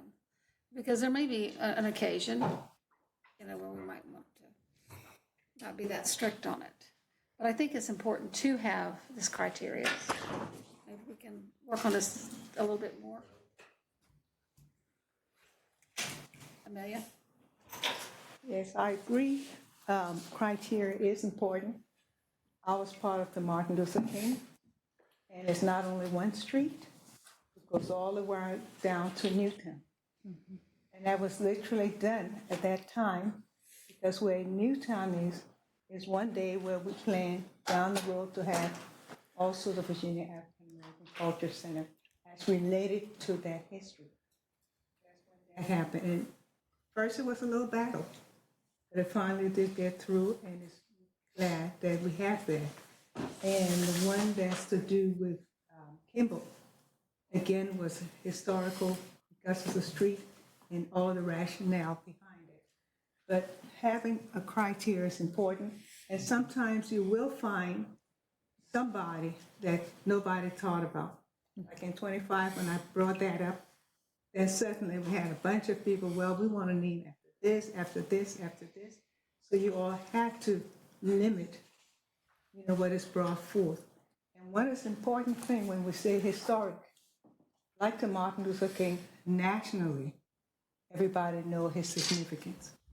And some of the others, when they brought up Andrew Fine, people talked a lot about what he has done in the oceanfront side, but not only there, but other places like the Sandler and so forth. So people know about the history. Nobody has to go and say, please remember this person. They had that. But those things happen. So, like Vice Mayor said, to go back, review it, and come back to us on everything. There's still a little bit more work to be done on it. And if I could throw something else out, think about, sometimes you need an exit strategy. After so many years, people may not know who, really, who knows who Lesnar is from the Lesnar Bridge? I'm not really ready to change that, but hey, welcome, Dave, I'm glad you're here. But I mean, there's a lot of things that people don't really remember who they are anymore. So is there some way we can have an exit strategy if we choose to? If we choose that this is not in perpetuity? Michael, and then Barbara. Well, let me say two things, and I'll keep it brief because I know I spoke at some length previously, and I'll be plain about it. It's getting kind of crazy, friends. It's kind of getting crazy. 4 in 1 year with no criteria. That proliferation leaves people out, and the other thing that we need to be honest about is that, to Vice Mayor's point, we like to be nice to each other and to other people.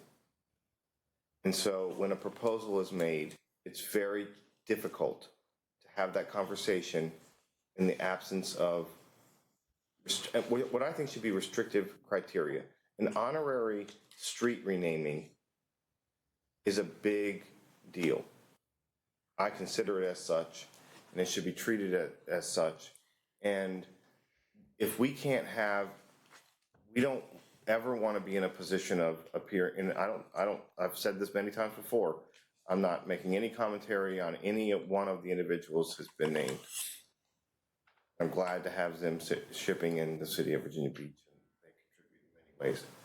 But we need to be able to have this conversation outside of the context of an individual being proposed with the street renaming, because it can be problematic.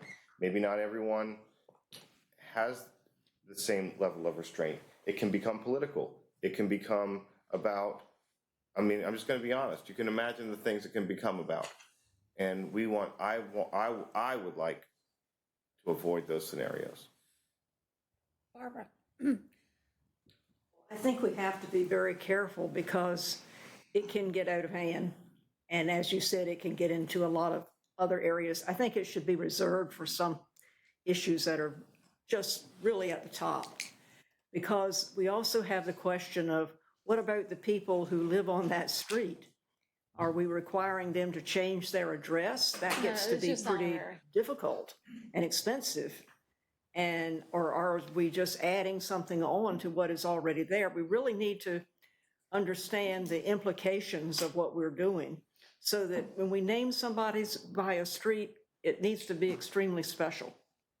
And as far as saying the exit strategy, I'm not so sure. Maybe if people have forgotten something, you need to find out why it was named that to start with. There's a part of history called forgotten history. And a lot of history is forgotten simply because it was not maintained. And it might be a very important part of history. So this has got a lot of different angles to it. But the one that I think is really important is that we don't want to do things that impact the people who live on those streets in a way that they don't want to be impacted. Well, it's just an honorary. It doesn't change anybody's real address. But do they have to change their address? No, they do not. Only honorary. Josh? One more suggestion, just consistent with our agenda rules. I mean, I know they said at the request of any one member, but can we agree that maybe it ought to be at the request of 3 members? And then perhaps if the scrutiny ought to be to a higher standard, we can require something more than 6 of us to approve it. Just throwing it out there, but.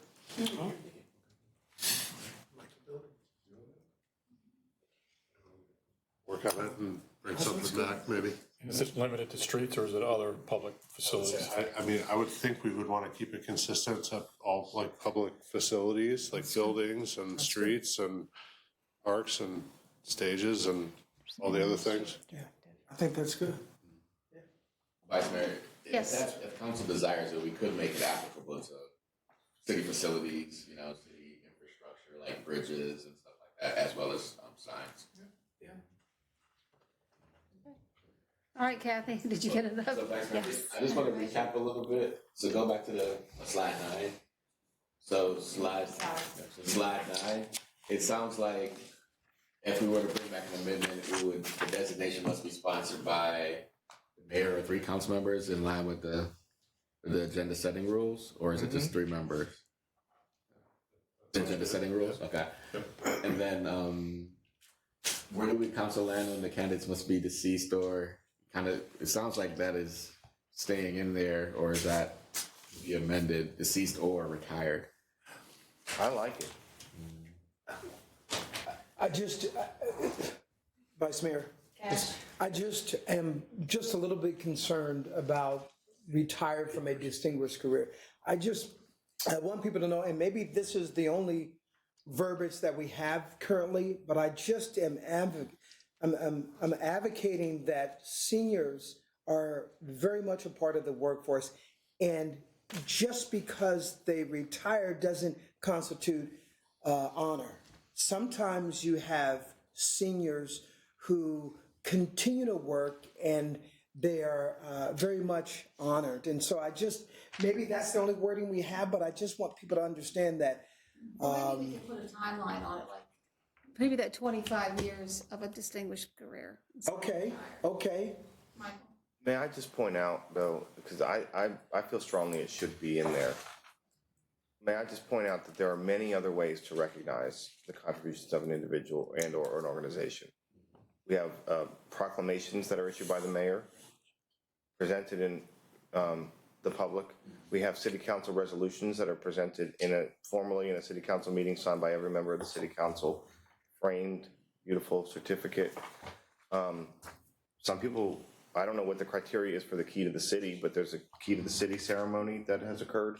So I think, to Mrs. Henley's point, the street renaming is reserved for the most, or one of the highest honors that can be provided, and I think that should come from the recognition. And then we still don't know, we still haven't addressed the issue. I mean, I was just Googling, does Diddy have any streets around the country? What, Diddy? Diddy? I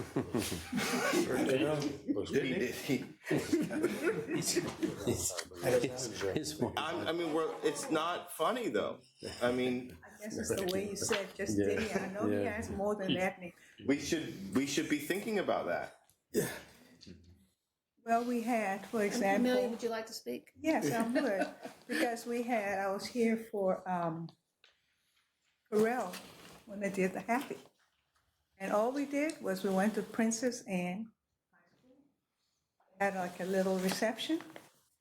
Students and his former band teacher and council people came out.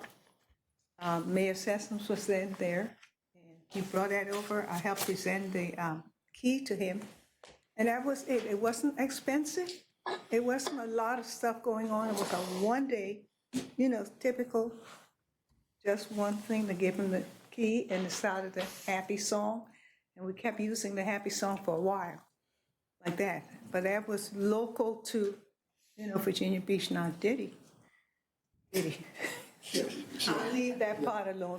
But we didn't go into major expenses. It was something calm, and it was done. It was a one day, one afternoon, in fact.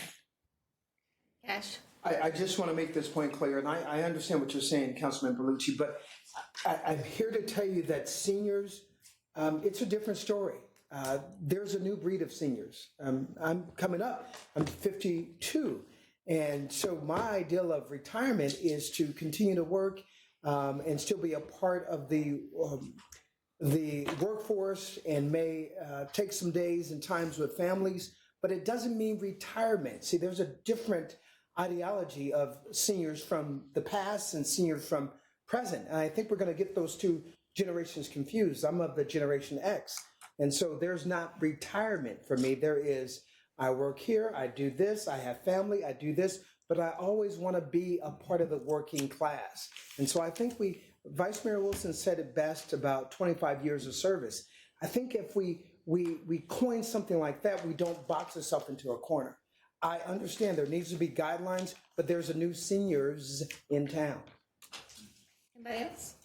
Just quick. I don't agree. I mean, respectfully, I love you, and we just see this differently, Well, I'm 52. I know, don't get me wrong, I know about the seniors. Go about each one of those. Who would like to speak next? Stacy? No one's trying to diminish or exclude the contributions the seniors are making. I think the point that Councilman Bellucci is trying to make, and I don't mean to speak for you, but that I concur with, is that we want to avoid the flavor of the month, that somebody bursting onto the scene and saying, oh, this is the greatest thing that's ever happened. And then 5 years from now, it's like, who is this guy and why they name a street after him? If we give a long duration of time, then we should be able to look back and say, that person is absolutely deserving. And maybe in time people will forget their name, but time will validate the selection. So I do think that we need to have a long period of time before we jump on naming a street or a building or any kind of public facility after an individual. So, Mr. Duhaney? Mr. Mayor, I was going to move on to slide 10 to ask if council had a comment on. So I also heard, Madam Vice Mayor, that somebody talked about something about limiting the frequency, and what was thrown out was maybe put a term, like one per term for a council member or something like that, or is that, or we just leave it as is? Okay. I'm not sure that I would agree with that. Okay. All right. Okay. So, Thank you. Well, I'm sitting here and receiving text messages Somebody wants a street. John Diddy Combs Way in Harlem, New York City, designated 2017. There's another one in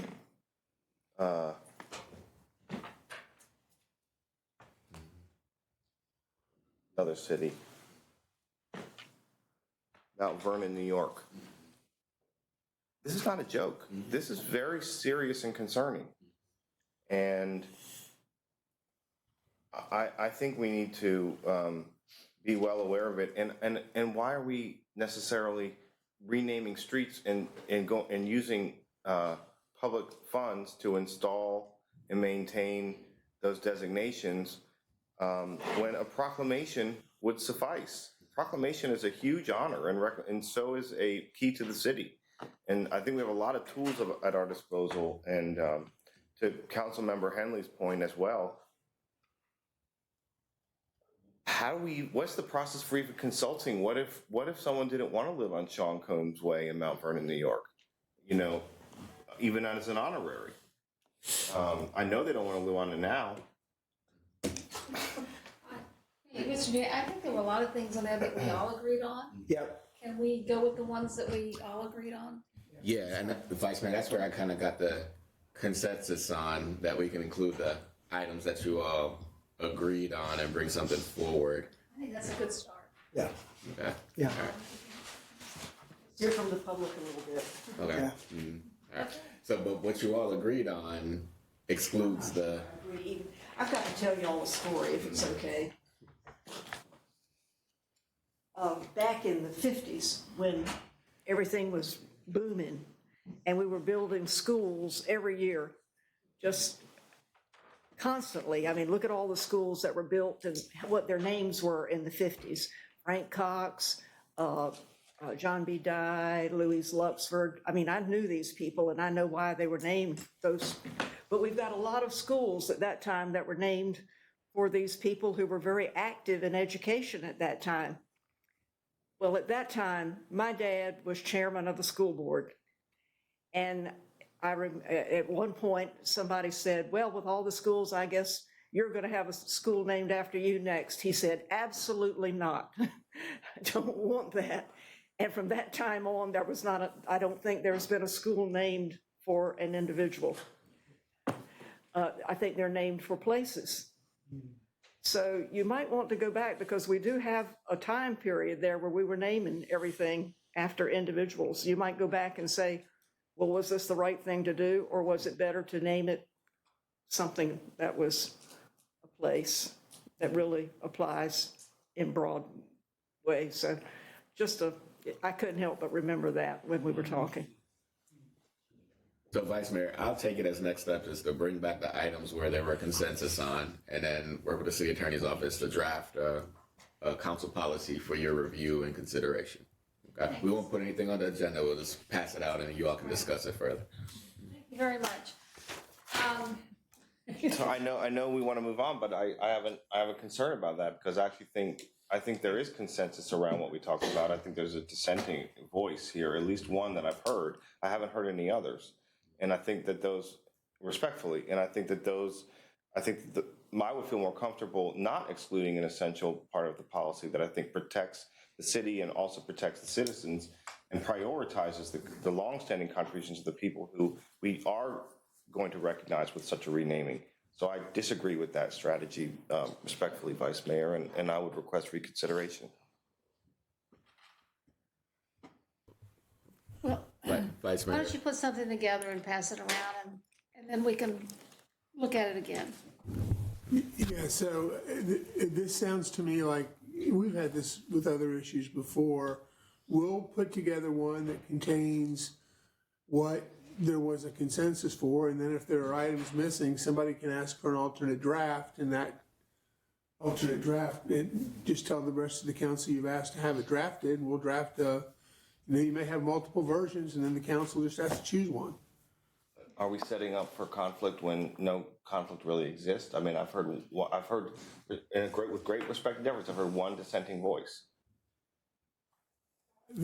How you all do it is up to you. I'm just telling you how you've done it in the past. if you want to do things by guidelines, I think this is a good guideline. You know, I respect you, but I have a problem with, and maybe this is what I'm saying. I think everything on the guidelines are good, but I think it's too backed into a corner when seniors have a problem with employment now.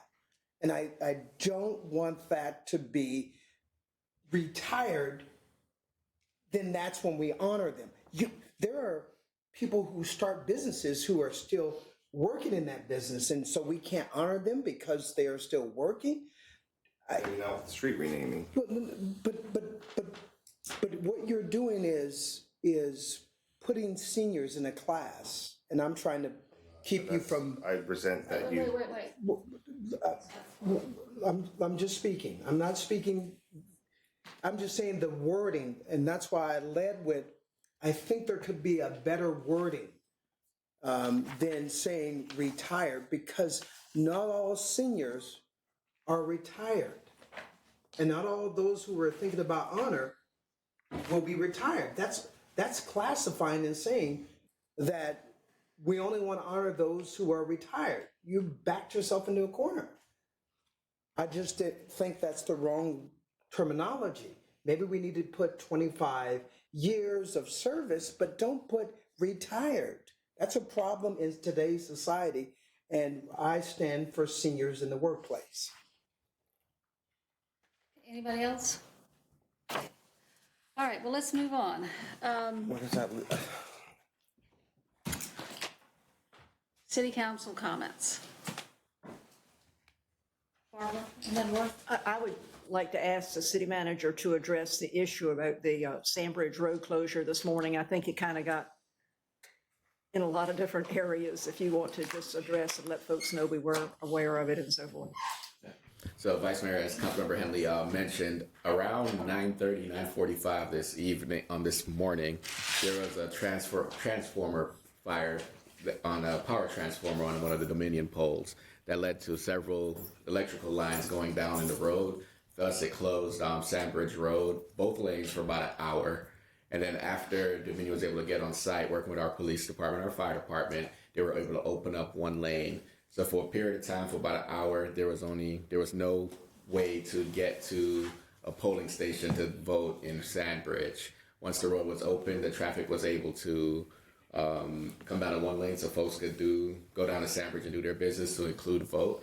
Me and Ms. Henley received several phone calls and emails regarding, can the voter registrar's office open up another hour for voting availability for the few folks that may have missed the opportunity to vote during that time. We looked into it. It's not something that the city council can do. It actually requires either the Commonwealth or for a circuit court judge to do, which is something that is not necessarily likely to happen at this time. But we heard about these requests and we did everything that we can to get the road open, working with our partners, Dominion.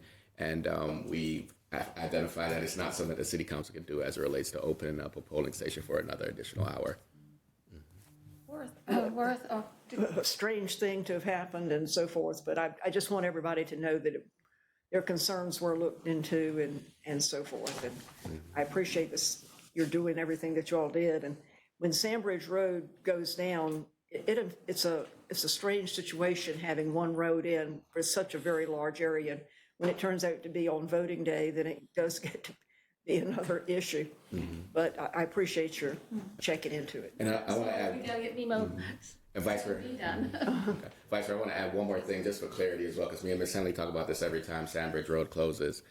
At no given time is the public unsafe, because there is a standing authorization and agreement between us and DAMNEC that if we need to get a fire apparatus, ambulance, or police vehicle through DAMNEC, they will work with us to allow us through. The concern that DAMNEC has is allowing the public to go through it as a right-of-way to get past Sandbridge Road. They'll do that, but it has to be something that's going to lock down Sandbridge Road for a significant period of time.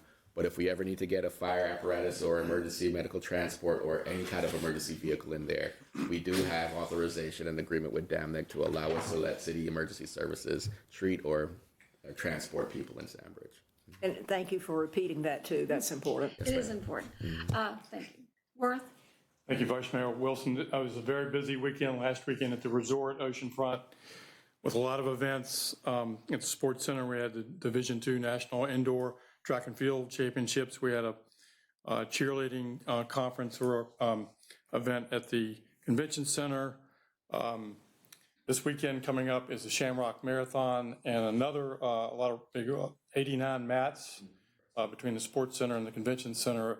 Lots going on, but I want to do a special shout out to two entities, the Hampton Roads Cancer Care Foundation. The Dome hosted their first gala, and just a real shout out to Audra Dement, who put it all together with the strong support of Virginia Oncology Associates. 570 patrons and sponsors attended, along with Councilman Green, Councilman Schulman, Councilwoman Ross Hammond, and myself. Just a real great situation with the Hampton Roads Cancer Care. That's not for research, but for citizens enduring cancer treatments, food, transportation, care, and support. So a shout out to them. And then Venture Waves LLC at Atlantic Park is opening a really cool California-style boutique hotel called the Sitio, S-I-T-I-O, and congratulations to them and good luck. It's really a cool place. I'd encourage the public and colleagues to please visit. Thank you. Anybody else, and then Amelia, and well, she's headed, I'll call her next. But, go ahead.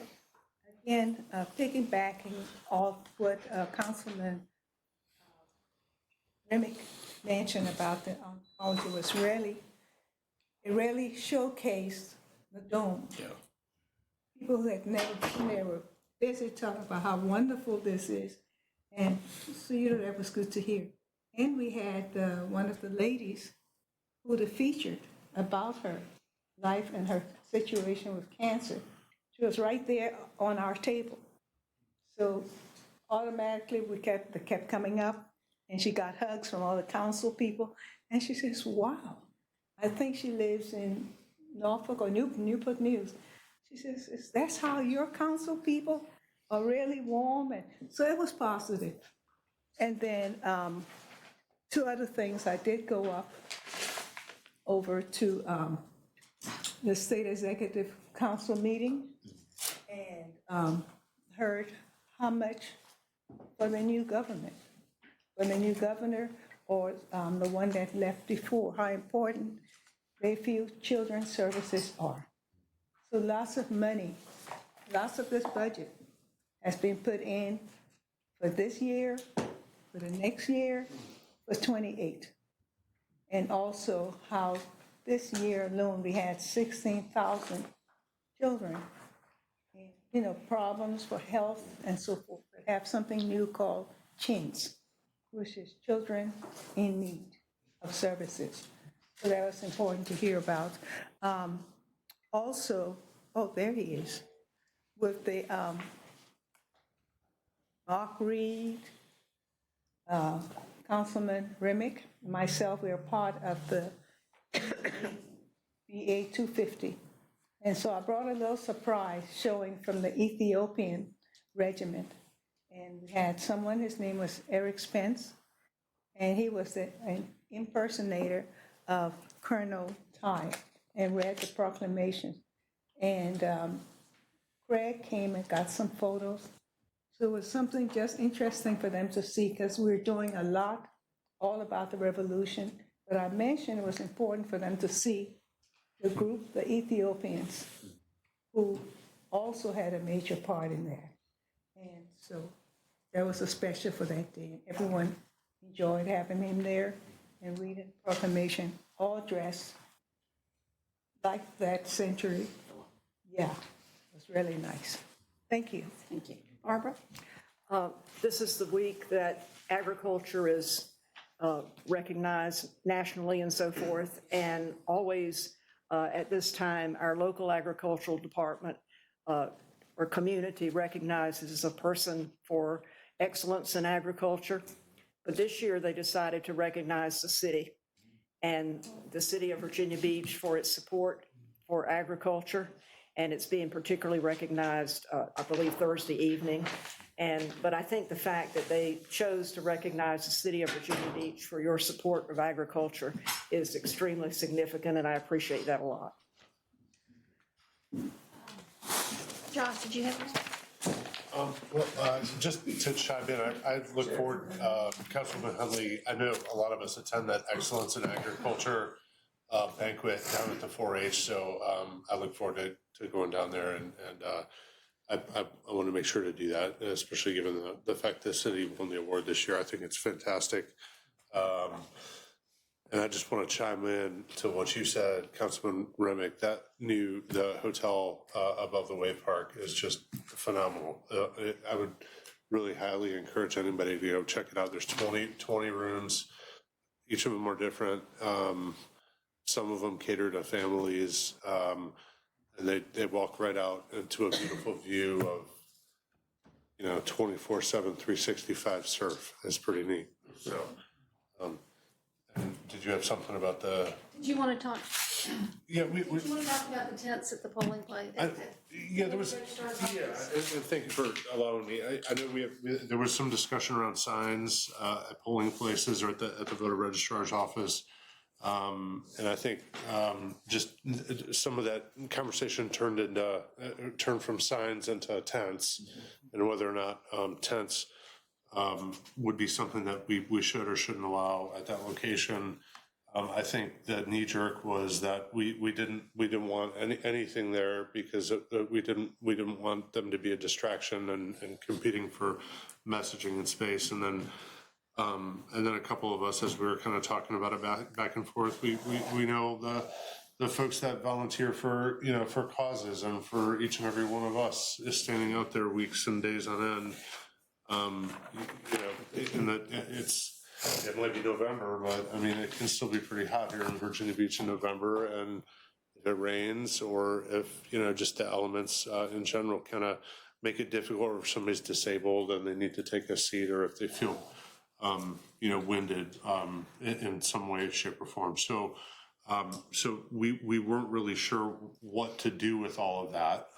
Maybe tents ought not have any signage or lettering on them, or maybe there ought to be a certain amount of them. But beyond all that, I think probably the better way to potentially do this is to let the Board of Elections and the registrar take a look at the situation. They're in a brand new, beautiful space. I just visited there and voted today. It's amazing.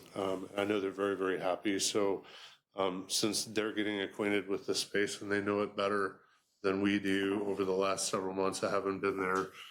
Maybe we let them look at the issue and then give us a couple of recommendations about how to proceed, and then we can make up our minds. Would that be fair? So you're talking about the electoral board? Yes. Yeah, the electoral board. I think it's a grand idea, and I talked to the mayor about it, and he really liked that idea. Because we've all had different opinions, just like today with the street designations. And so we thought, and this was Josh's idea, and I think it was a good one, to let the electoral board, they know the space, they have to deal with it every day, and let them to talk about it and come back with a recommendation. So is everybody okay with that? Yes, I think that's a good idea. That's a good idea. Okay, Stacy? Stop getting recognized. Two things. One, yesterday during the storm, there was an apparent tornado, did touch down Great Neck Corridor, ripped down some trees in that area, but did some very significant damage to two homes in the neighborhood right there at the Virginia Beach Boulevard and Great Neck area, right behind that shopping center. One house looks to be totally destroyed. I went by, everybody's okay. Everybody was at home. Fortunately, there were no injuries, but the one home is obviously destroyed. The adjacent home hopefully be able to be repaired. The families are being taken care of between the Red Cross and the insurance company. So right now, there doesn't appear to be any need for any further city assistance. But I'd ask everybody to keep them in their prayers, because it was a horrible situation. would be terrible. I would like to say that the Southside Network Authority, which I represent the city on this regional board, had their meeting in Virginia Beach on Friday. And Patrick, your staff just were phenomenal. They rolled out the red carpet. Everybody said, wow, this is amazing. And we just told, this is Virginia Beach's way. We're very hospitable. But Deputy City Manager Amanda Jarrett and Nancy Hellman, they just did a phenomenal job in welcoming the SNA board to have their meeting at Virginia Beach. And I just really want to thank them and appreciate what a wonderful job that they did. So thank you, folks. Stacy? Yeah, I would have finished, but I'll finish out. Sorry. Just to let everybody know, having a town hall meeting Thursday night at Cox High School in the cafeteria, starting at 6 o'clock, so. Anybody else? Okay, then I think we're ready for the review of the agenda. Okay, so the Vice Mayor is going to tell me if I'm doing this right or not. Looking at the ordinances, through those and see if there are any that we need to pull. Have more discussion. The ordinances will all be on the consent agenda. Planning items, 1, Julia Ellen Keller, Revocable Living Trust for a street closure in District 5. Consent. Consent.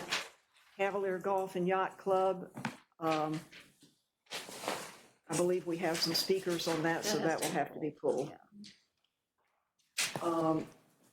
Shakayla Werner for conditional use permit, change of zoning, conditional change of zoning from R 7.5 residential to conditional A18 apartment district to develop a multifamily development and a variance of the subdivision regulations on lot width, and this is in District 4. So there is one speaker. May I It's have a the recommendation? applicant. The applicant? Yeah. Okay, so unless there are other speakers, it could be on the consent. No. We've had several of the communities. To be heard. So I would like to have this deferred for at least 45 days. Yes. May 5th is about 45 days. Yes. Defer for 45 days? So the speaker will be here, the applicant will be here, maybe she'll speak. That's what I'm gonna do. She has signed up to speak, but you.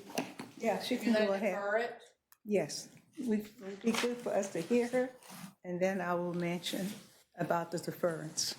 So You need to, are you pulling it then? She's the only speaker. I understand, but she's saying she wants to hear from the applicant. If he's gonna speak after that, this one I can mention, or no. I think if he's going to speak, he needs to be heard to be heard. We don't, this would be a different way of doing it. And do you want to give her 3 minutes or 10? Yeah, just to hear her, hear what she has to say. The normal 3 minute. Yeah, and it's a she. Okay, 3 minutes. Yeah, but 3 minutes for her to speak. And We're not actually hearing it, we're just, well, I guess we are hearing it. Okay, item 4, Atlantic East Builders LLC, Green Shore LLC for a conditional change of zoning from R54 Residential Resort District to conditional A12 Apartment District to construct 6 condominium units on Greenwell Road. And this is in District 9. Yes, that's fine for consent, but if you don't mind, I wanted to acknowledge that there were a couple of emails that we recently received from District 9 residents with some concerns about this project, and I wanted to, and I had replied to those residents. I copied all of you, just to paint a very quick picture. Existing 5 rather dilapidated units, 2 townhomes and 1, I guess, addition. This will add 1 additional unit, so taking the 5 to the 6. The property is adjacent to B2, property zone B2, which is our Rescue 4, Chicks Beach Volunteer Rescue Squad. This has been through the Civic League twice, and then through the Bayfront Advisory Commission as well. And I think people are a little bit more so concerned about encroaching multifamily up Greenwell.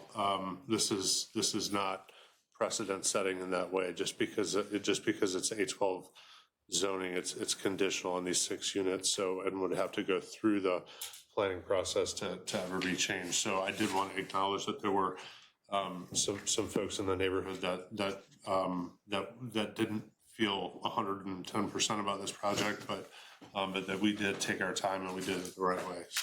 So do you want to make those comments out there as well? I think I'm good. I just wanted to say them out loud in front of all of you before the vote took place, but consent is fine. On the consent. Yes, thanks. Item 5, MTSF Inc., Sadler Materials Corporation for a conditional use permit for a bulk storage yard on Parker Lane in District 3. That's okay for consent. Okay, consent. Item 6, Oceana Development LLC for a conditional use permit for a bulk storage yard at Progress Lane in District 3. We've had one person sign up so far in opposition, so if the applicant's here as well, that would be 2. So I guess we'll hear it. If someone's signed up, then we'll hear it.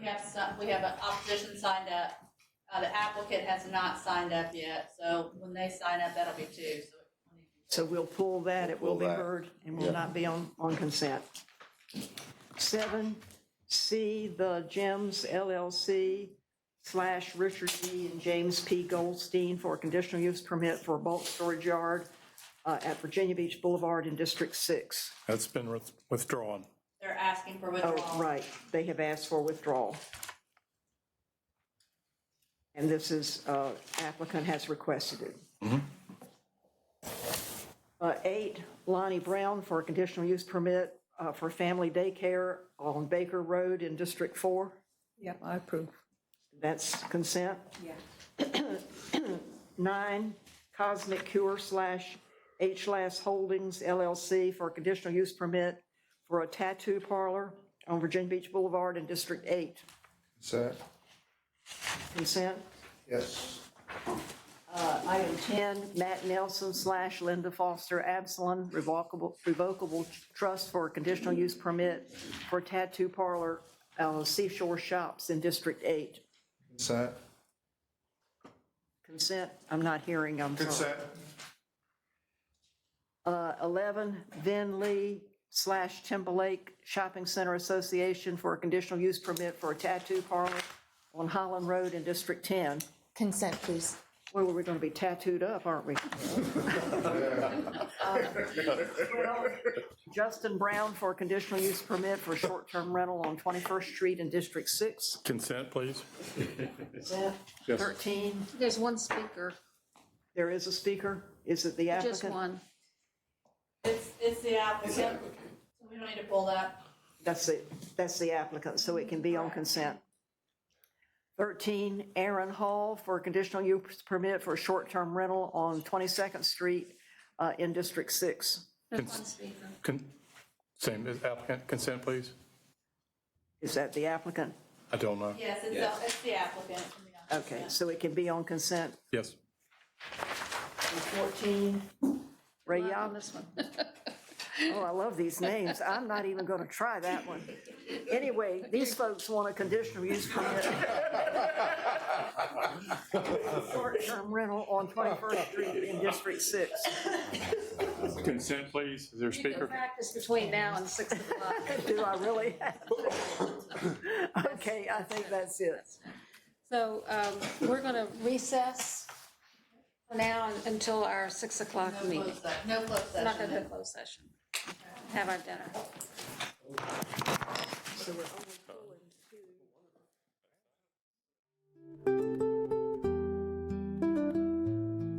2. Good evening, everybody, and if you have not figured out, I am not Bobby Dyer. But he is on very important work out of the country doing for the city with economic development, and so we hope that he brings home the bacon for us. So thank you all for being here, and I'm wearing green, and as a lot of you are, because it's St. Patrick's Day. So anyway, first thing on the list is to do our invocation. Could all rise?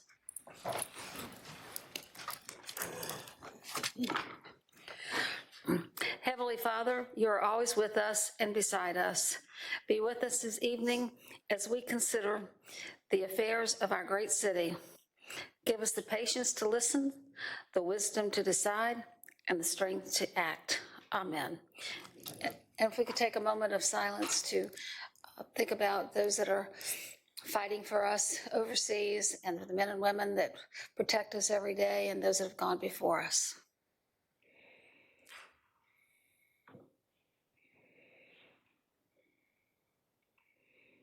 Okay, thank you. Pledge allegiance. Oh, go to pledge allegiance. I pledge allegiance to the flag of the United States of America and to the republic for which it stands, one nation, under God, indivisible, with liberty and justice for all. Okay. Now we can sit down.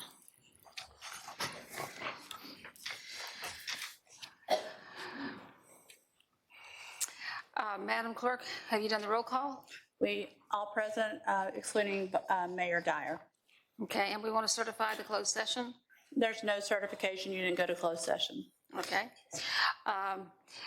We need a vote on the minutes of the informal and formal session of March 3rd and the special formal session of March 10th and the special formal session of March 12th. Somebody want to move for approval? I move for approval. Well, I'll need to abstain on the minutes from March 10th. Second. Okay, are we ready for the vote? 1 second, please. The vote is open. By a vote of 10-0, except for the minutes that Councilmember Remick abstained on, you have approved the minutes as submitted. Okay. So the next thing on the agenda is we have a bid opening pursuant to Virginia Code Section 15.2-2102. The chair will now summarize the bids that have been received for the proposed lease of city-owned property located at 928 South Bird Neck Road, Virginia Beach, Virginia, totaling approximately 7 acres and operated as a public pickleball facility.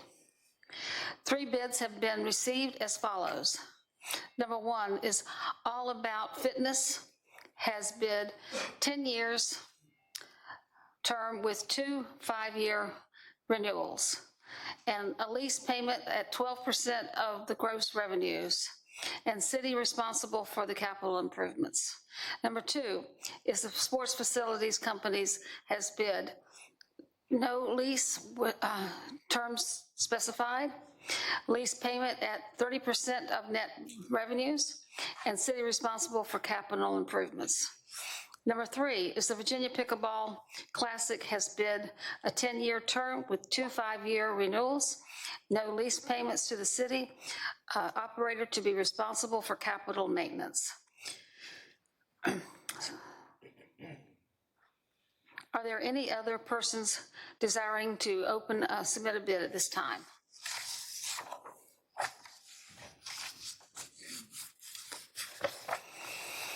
Okay. There being no other bids, the bidding is closed. The staff will evaluate the bids that have been received and make a recommendation to the City Council concerning the proposed lease at a future meeting. Thank you.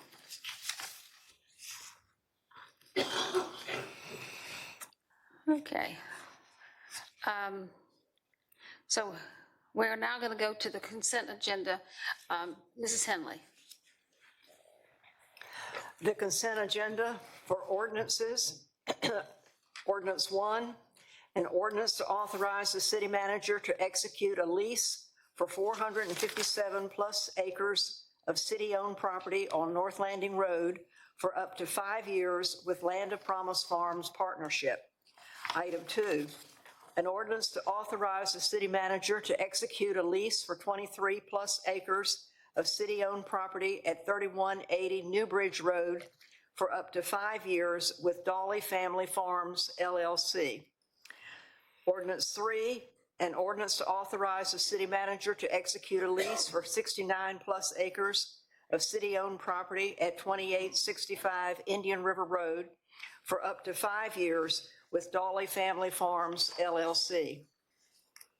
Ordinance 4, an ordinance to authorize the acquisition of property in fee simple and acquisition of temporary and permanent easements, either by agreement or condemnation, Ray Centerville Turnpike Phase 2 Project, CIP 10057, formerly CIP 2-409, and 100452, formerly CIP 6-556.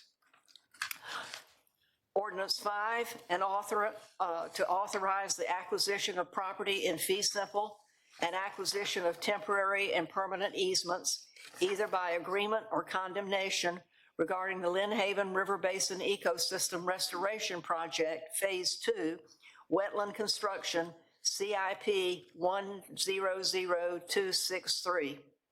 Ordinance 6, an ordinance to amend City Code Section 21-202 regarding prohibit through trucks and require signage of such prohibition on Regent University Drive. Ordinance 7, an ordinance to authorize an independent audit of the City of Virginia Beach Development Authority and the Atlantic Park Community Development Authority finances and enter into a contract with Cherry Beckert LLC at an estimated cost of $255,000.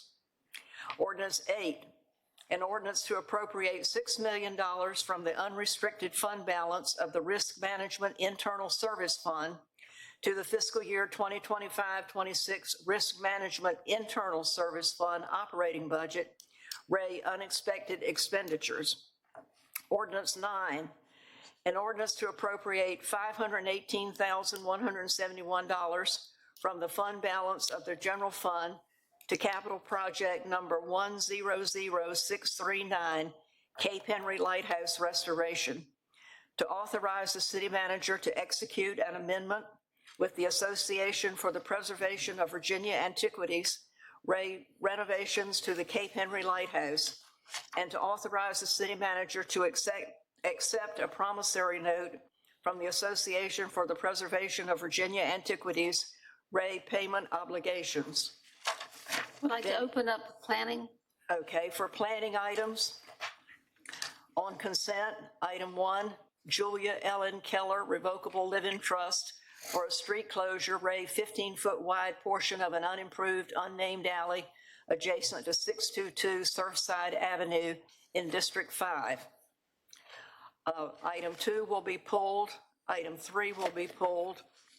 Item 4, Atlantic East Builders LLC, Green Shore LLC for a conditional change of zoning from R5R Residential Resort District to conditional A12 Apartment District, to construct 6 condominium units at 2221 Greenwell Road, Units C and B, 2223 Greenwell Road, and 2223 Greenwell Road, Unit B, and this is in District 9. Item 5, MTSF Inc. as Sandler Materials Corporation for a conditional use permit, bulk storage yard at 207 Parker Lane in District 3. Item 6 will be pulled. Item 7, the applicant has requested withdrawal, so this will be consent for withdrawal.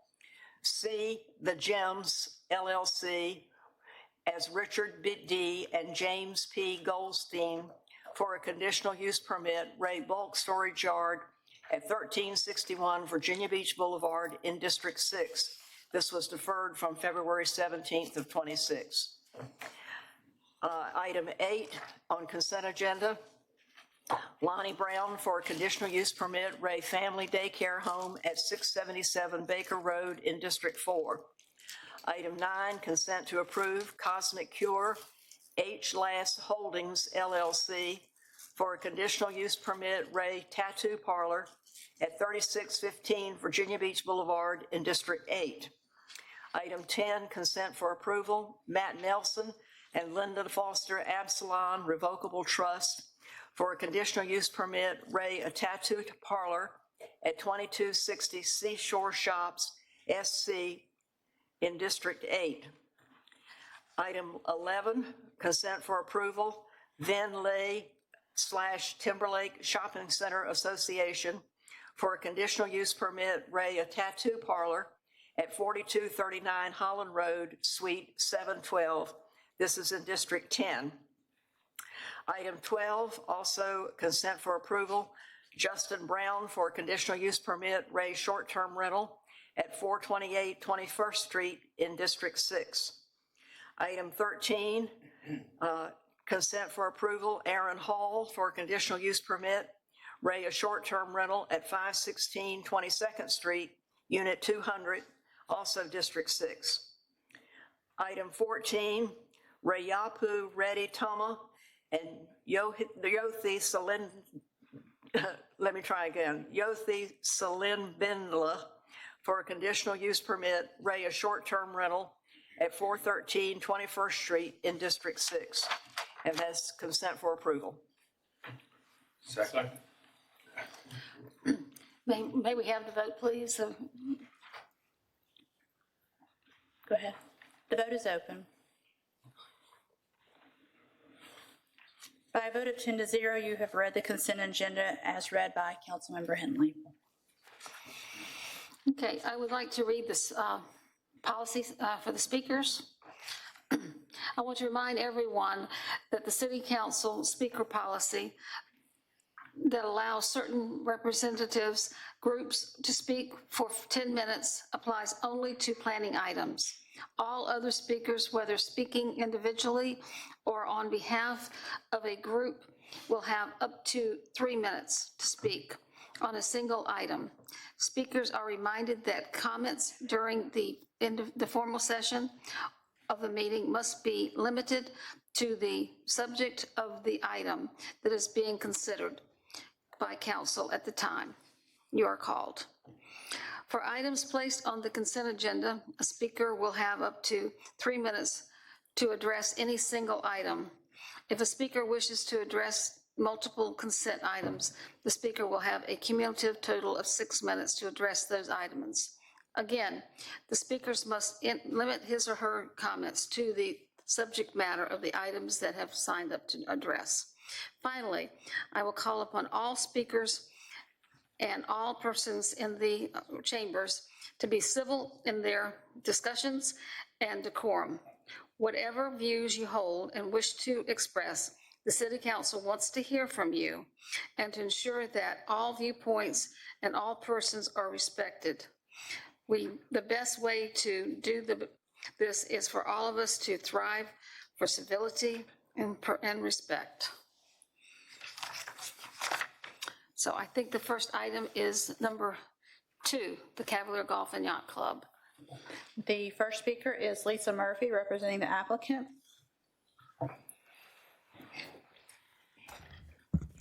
Good evening, Vice Mayor, City Council members, City Manager, City Attorney, and staff. For the record, my name is Lisa Murphy, and I'm a local zoning attorney.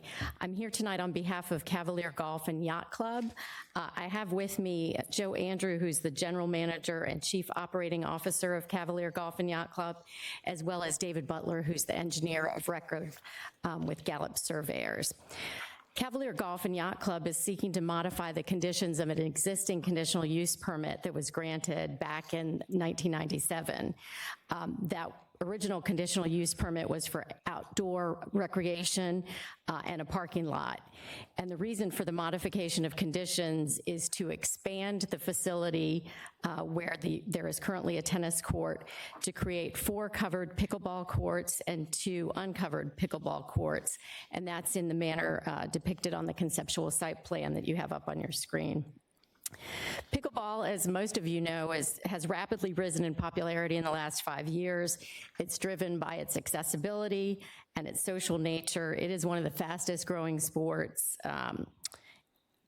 mainly because it's easy to play. You don't have to be a particular fitness level or a particular age. Anybody can enjoy pickleball. It's played on a court that's approximately half the length of a tennis court.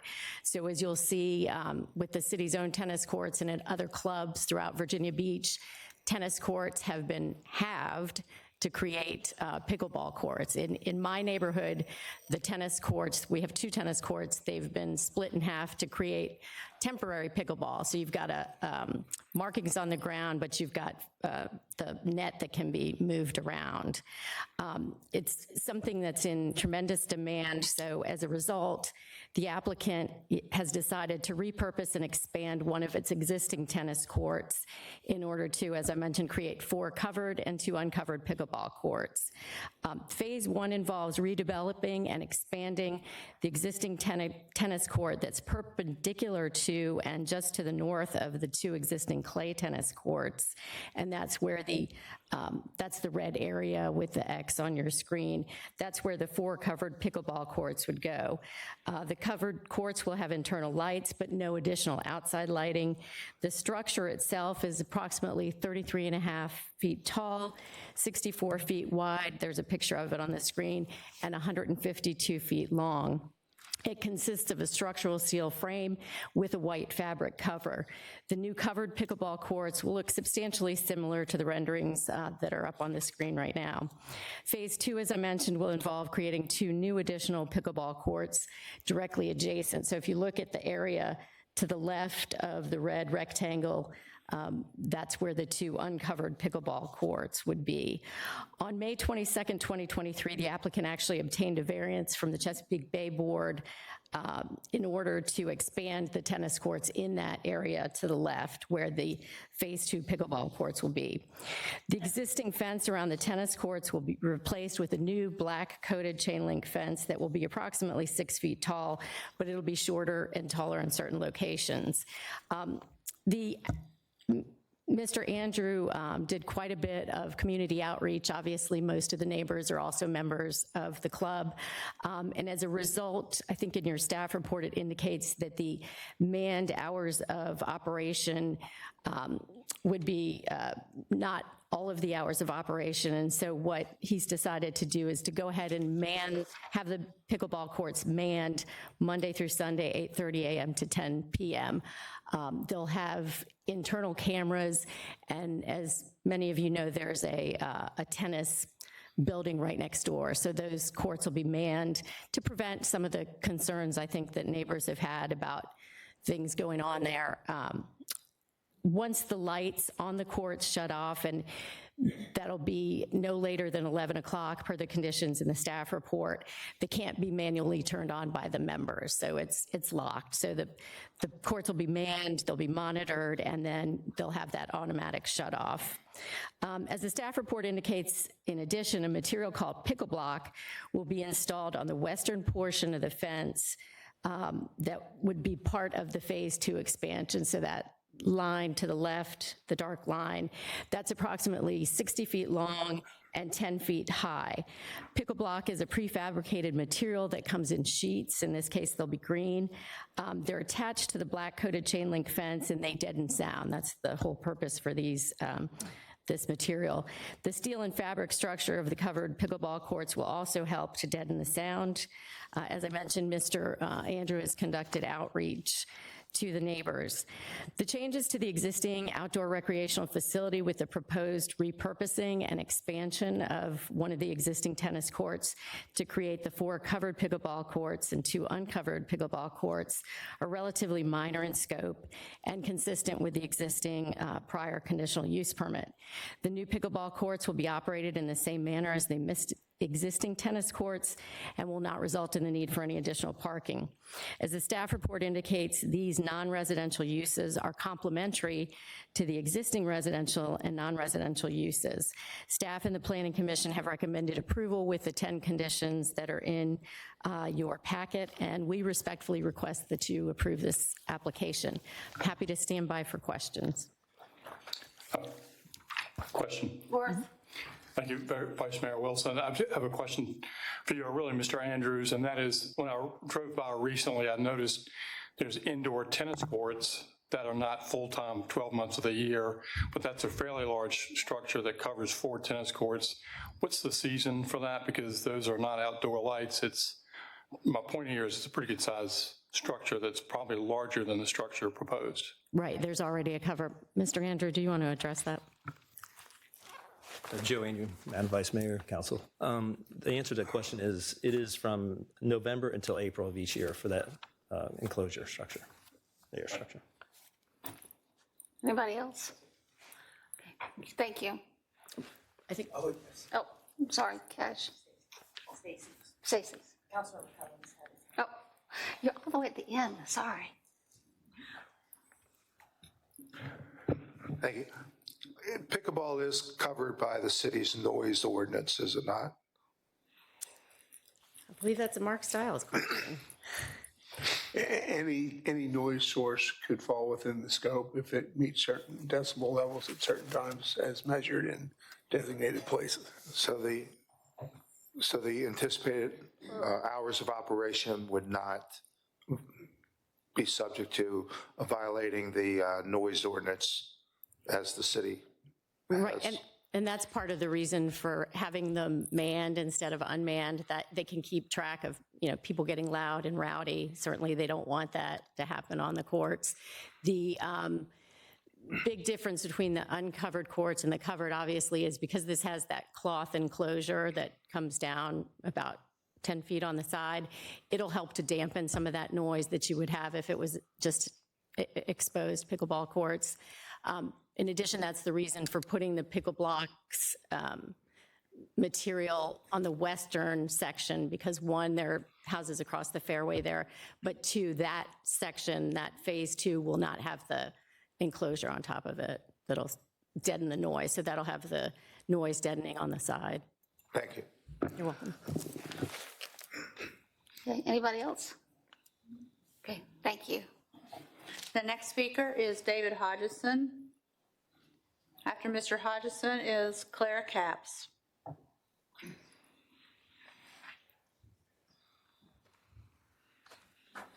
Good evening. As you said, my name is David Hodgson. I live in Bird Neck Point. I live a few houses down from the proposed site. I'm here to first say thank you for letting me speak and to be a strong proponent of this project. I'd love to see it go through. A couple years ago when the club built the multi-use court with pickleball, it was amazing how many people came out to play pickleball. As was stated, it is one of, if not the largest growing sport in America, and our membership showed it. They came out in massive amounts of people, hundreds of people, and they're still playing heavily today. Unfortunately, in Virginia, in the summertime, it can be extremely hot. A lot of people concerned of sun exposure, and in the winter, it can be extremely cold, and therefore, it limits a lot of our membership to play in the what I call the Goldilocks zone of when it's just right. This structure will be incredible because it will allow these members to play year-round, which is huge, and we have members that are of all ages that are playing pickleball right now. A lot of people that thought they were done with sports, that they've aged out of tennis, have picked up pickleball and have been playing. And people that have never played sports have realized that pickleball is a sport that they could pick up pretty quickly. So we're getting a lot of people that are older that are playing. We're getting tons of youth that are playing. We've got a massive amount of high school kids and college kids that come and play.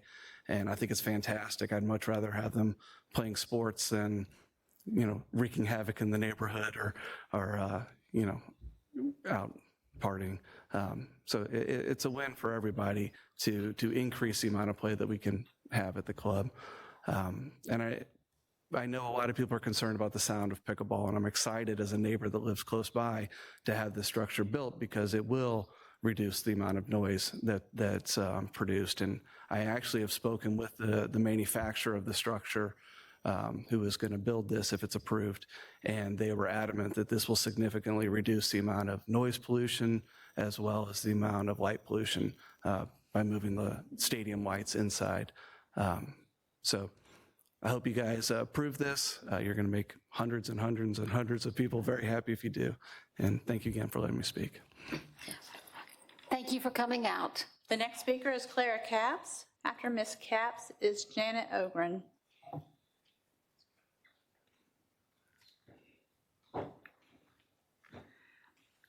Welcome, Clara. Hi, my name is Clara Capps. I live 940 Cardinal Road. Vice Mayor Wilson and City Council, thank you for the opportunity to speak on pickleball court permit. I was told you would receive my 2 previous letters to Planning Commission. I will not repeat my previous comments. There is mention of installing pickle block to muffle some sound. 3 sides will be open. There is no mention of the height of the pickle block. My research indicates the height of the pickle block needs to be 8 feet high to be effective. The proposed concept enclosed courts canopy is proposed to be 33 feet high with the top 1/3 occupying fans and lights. The other 2/3 will be open on all 4 sides. The concept plan shows 4 covered courts. These are presently pickleball courts, modified from tennis courts in 2023. These are the courts to be covered. The freestanding pickleball court adjacent to the 4 courts constructed in 2024 is not being addressed. It was not previously a tennis court. There are presently 5 pickleball courts on site. There are about 7 residents most directly affected by this modification permit. My conversation with the club says the enclosure goes over the previous tennis courts that has pickleball on it now. The enclosure will be soundproof. It will be a better situation for all. Other residents have heard these talking points. The structure proposal references a covered pickleball court with the cover extending over the upper 1/3 of all sides. I don't see how this is going to be soundproof. The neighbors have experienced noise and loud disruptive language for 3 years coming from the pickleball courts. Management has not addressed these complaints. While I am not opposed to the pickleball courts, I am opposed to the continuation of the lack of oversight by the management. It is unreasonable for the lights to be on until 11 p.m., allowing young people to be unsupervised. The lack of qualified staff with authority to address boisterous behavior and profanities in real time contributes to the nuisance behavior. Surveillance cameras are not a substitute for the presence of authority. The use of the facilities is for members and guests. Members are held accountable in all other aspects of the club. Thank you for coming. Your time has expired. Sorry, thank you. Thank you so much. The next speaker is Janet Ogren, and then Renee Hux.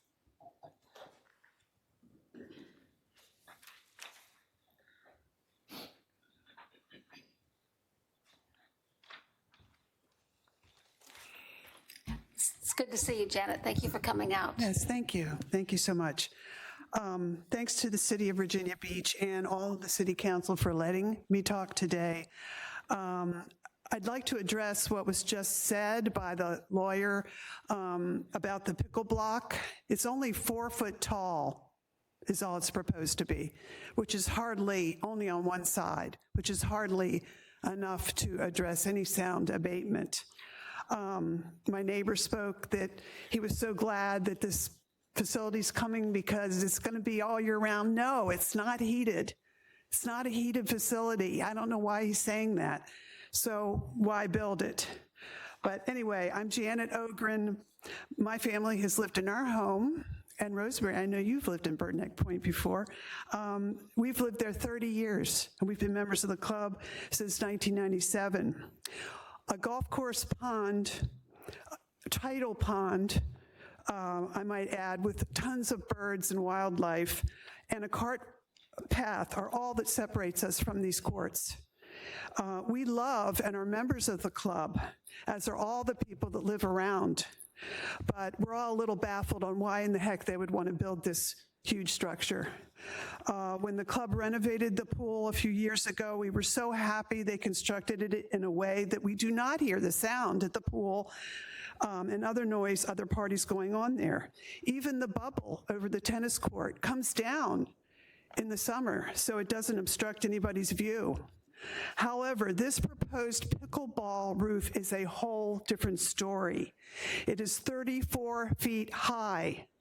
The Cavalier Golf and Yacht Club has 800 members, and I bet about 95% of them have no idea how big this thing is.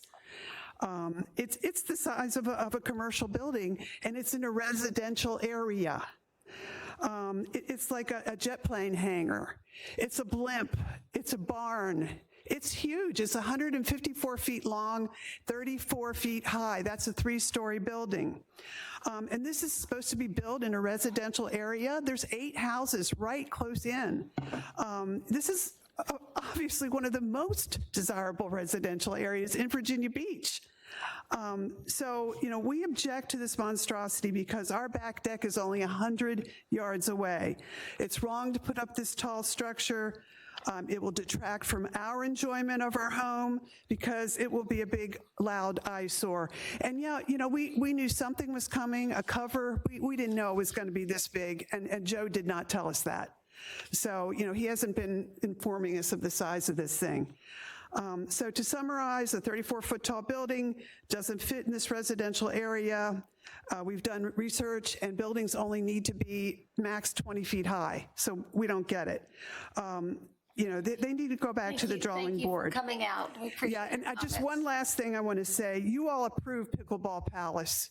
You voted for it, and it's being built on Holland Road right now. That's where pickleball facilities belong. Okay, thank you. The next speaker is Renee Hux.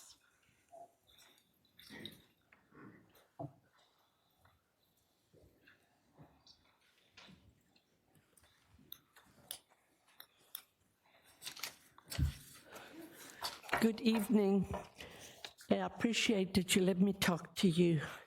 I really didn't think I could come today because, so I wrote it's gonna take me less than a minute, okay? So I wrote on it to whom it may concern. My name is Renata G. Hux, and I live on 1301 Starling Court, Virginia Beach, Virginia, 23451. It's right across the street from the proposed, I'm probably the one closest to the planned course. Okay, I spoke with Alexis Bailey on the phone, and she advised me what to do. I'm turning 85 years old this year, and I didn't think I'd be able to come to talk to you today unless someone gives me a ride, and one of my neighbors was kind enough to give me a ride. I was told by Miss Bailey that they are allowed to play till 11 o'clock at night. The young people are very loud, and sometimes, and I do not agree to some of that expansion because of the noise. It's the noise what bothers me.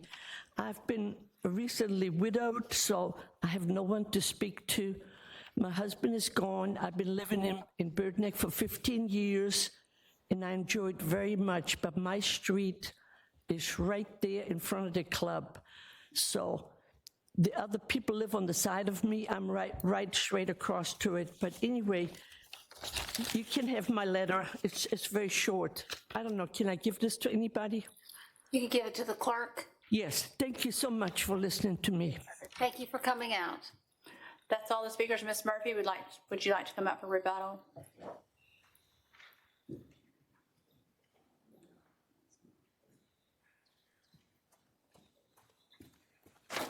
Hello. I just wanted to mention that, and I think I mentioned it in my opening remarks, the pickle block will be 10 feet tall. So there was a question about 4 feet and maybe that not being long enough, but it'll be 60 feet long and 10 feet tall. So it should provide the dampening that I think the speaker mentioned would be necessary. The other thing, I think both Mrs. Huck and Mrs. Capps mentioned young people being loud and being a little bit rowdy. Again, the purpose for having the having somebody at the facility actually manning the pickleball courts is to help deal with that issue and to prevent that. Obviously, the club is just as interested in having members and their guests behave and act appropriately. As I mentioned, the The lights in the conditions are required to come off at 11. The pickleball courts, unless there's a tournament going on, will not be used past 10 o'clock. And again, once the lights shut off, they're off. They can't be turned on by the members or anybody else. I'm happy to answer any other questions that you have. Any questions? Okay, thank you very much, Ms. Murphy. Councilman Remick? Thank you, Vice Mayor Wilson. And first, let me thank the three wonderful speakers who came tonight from the beautiful Burneck community. It's a great community. I'm familiar with it, and I spoke with Mrs. Ogren this week, and I understand I can actually hear from where I live the pickleball courts being played on. And it's very incidental. I'm pretty far away, but still, pickleball sound does travel. This is a country club. But I would ask if, should this council tonight approve this, and I do move for approval in a minute, but if should this be approved, that the club management take a closer look at this facility and how it's operated and managed going forward. So with that being said, I move for approval. Is there a second? Second. Okay, thank you. Any discussion? Stacy? Councilman Cummins? I'll second that. Okay. Did you have a comment? No. Okay. Anybody else? Okay. Are we ready for the question? The vote is open.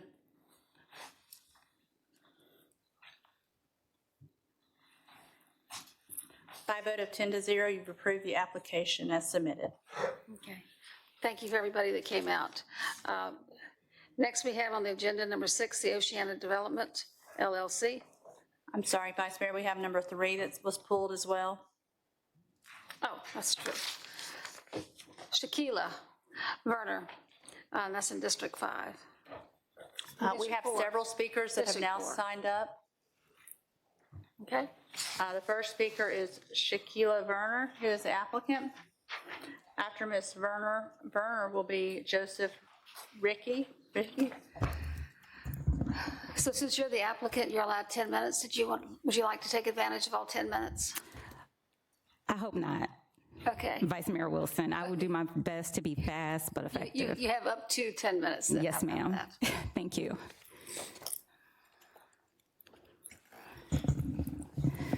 Good evening, Vice Mayor Wilson, Councilwoman Dr. Amelia Ross Hammond for District 4, and honorable city council members. Thank you all for having me here this evening and giving me your time.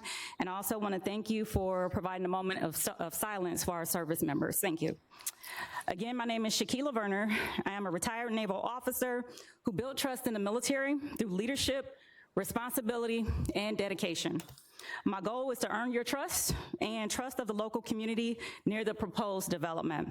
That goal further entails a strong and vibrant infill development and sets the standard for 2026 future infill development and moving forward future goals. That goal further entails starting with public input and the city's vision. Since May of 2023, over 2 years of comprehensive plan public engagement has occurred. That direction was clear: build above the green line. During that time, the 2040 comprehensive plan was shaped by 80 stakeholders, several Speak Up VB surveys, 10 focus groups, 9 open houses, and 7 planning commission workshops. Residents asked for the following: inward growth, upward density, and SGA development, and connectivity above the green line. Hank Morrison, the comprehensive planner, quoted on May 3rd, 2024, that the 2040 comprehensive plan reinforces public-driven vision, and that future growth will need to focus on infill development, such as my proposal. The core message of my proposal is alignment. Alignment with policies, vision, and residential needs. Not asking for something new, just only asking to implement the plan that has already been created. A little bit about my project overview. This is a conditional rezoning request for a 3-story, multifamily, low-rise building as recommended by the Strategic Growth Area 4 on page 58 of the SGA 4. page 58 of SGA 4, it also discourages single-family home development uses in this area. The comprehensive plan on page 154 also specifically discourages single-family home developments, which is why you're seeing my proposal today. This project is a low-rise as defined by the ICC, International Code Council, and IEC, International Energy Conservation Code, for which Virginia uses for its building standards. This project is not in a core community area. It is considered edge zone, as mentioned on page 196 of the comprehensive plan. In fact, not only is this parcel considered an edge zone property, it's also not identified as being a property within Pocahontas Village for the purpose of the comprehensive plan and rezoning. The comprehensive plan with this parcel is clearly identified as a main part of SGA 4, eligible for redevelopment and redevelopment according to the standards of the 2040 comprehensive plan. Planning staff and I have had this discussion, and staff is aware of the status of the parcel in question. I think it's relevant that this information be noted for your review today. I also have a copy of the map showing this information, if any of you all would like to review it, showing that this parcel and where it's located and how it's not in the center of Pocahontas Village. It is an edge zone property that should be redeveloped as an infill lot. Additionally, planning staff acknowledged in their recommendations that the comprehensive plan recommends mid to low-rise developments, which this proposal provides for, and as I previously mentioned, the ICC and IECC sets the standards for building in Virginia, and again, they recognize this property as a low-rise, less than 4 stories below, so that is considered low-rise. Mid-rise, by the way, is typically 5 to 12. High-rise is typically 12 to 29 or so, and anything above 40 would be a skyscraper, so this is a low-rise development. The human impact of this development, so I'll give you all an example. My cousin, he was in the military, and he came here from Hawaii. He wanted to find a home in Virginia Beach. We like Virginia Beach. We like the culture of fitness here. We like access to the ocean front and everything that the Central Business District has to offer. He looked for housing and he couldn't find it. So he moved to Chesapeake. I believe it's Edinburgh. Nonetheless, we lost his tax revenue. We lost local spending that he and his family could have provided, and then we lost any future contributions he could have provided to the city of Virginia Beach. And he is a military officer as well. So this happens whenever there's a shortage of housing or a shortage of affordable housing. We're looking to make this development a great asset for the city. Additionally, whenever we have housing shortfalls, they're highly related to supply and demand. When there isn't enough housing, then clearly we know that the demand is high and we have inflation and potential price gouging. Governor Spanberger signed an executive order to increase housing supply. Previous Governor Youngkin direction was to increase housing supply and reduce regulatory burdens. Recently, Virginia Senate member Angelia Williams-Graves recently said, Virginia needs all options to boost housing supply. Additionally, cost pressures. Right now, groceries are high, utilities are high, gas is high, rent is high. Families need solutions now. We want to relieve that burden by providing some of the additional housing that's needed. And when we ask why this project matters, 3 units provides a balanced approach to SGA 4 density approach. It requires building upward. Comprehensive plan already supports this solution. Sharon Schaaf, Housing Development Manager, we emailed. She also agreed that there's a dearth of affordable home ownership, and the city wants to help potential down payment assistance for those who have families and who qualify. The workforce impact, which I'm sure you all are keenly aware of, teachers, nurses, janitorial staff, workers are struggling to work within the city and have affordable housing. Military has asked for more housing, and I do understand my one project will not solve the housing crisis, but I also understand that it will be a major contributor, and it's gonna be a contributor to what's needed now. This is free to taxpayers. I have not asked for 1 cent to develop this 3-unit project. This is one less thing that you all have to have discussions on to help provide housing for residents of the city of Virginia Beach. And lastly, this has been done in the city of Virginia Beach over and over again. I gave planning staff a PowerPoint that had locations. It also had photos of similar lot sizes, like this one, that locates 3-story developments beside 1-story ranches. These residents, like those, these residences have existed harmoniously in this city of Virginia Beach for years. The comprehensive plan calls for diverse housing, multifamily and townhomes, like what I am suggesting here today. It calls for utilizing infill developments and creating similar type housing. And then we also realize there's a need that we must adapt and grow and build smarter. Low-rise development approaches, not a high-rise development approach in this area. The reality is land is limited. We only get so much. We continue to get more people, and seniors are living longer, which you all have done a fantastic job trying to create for senior living. I've watched your meetings.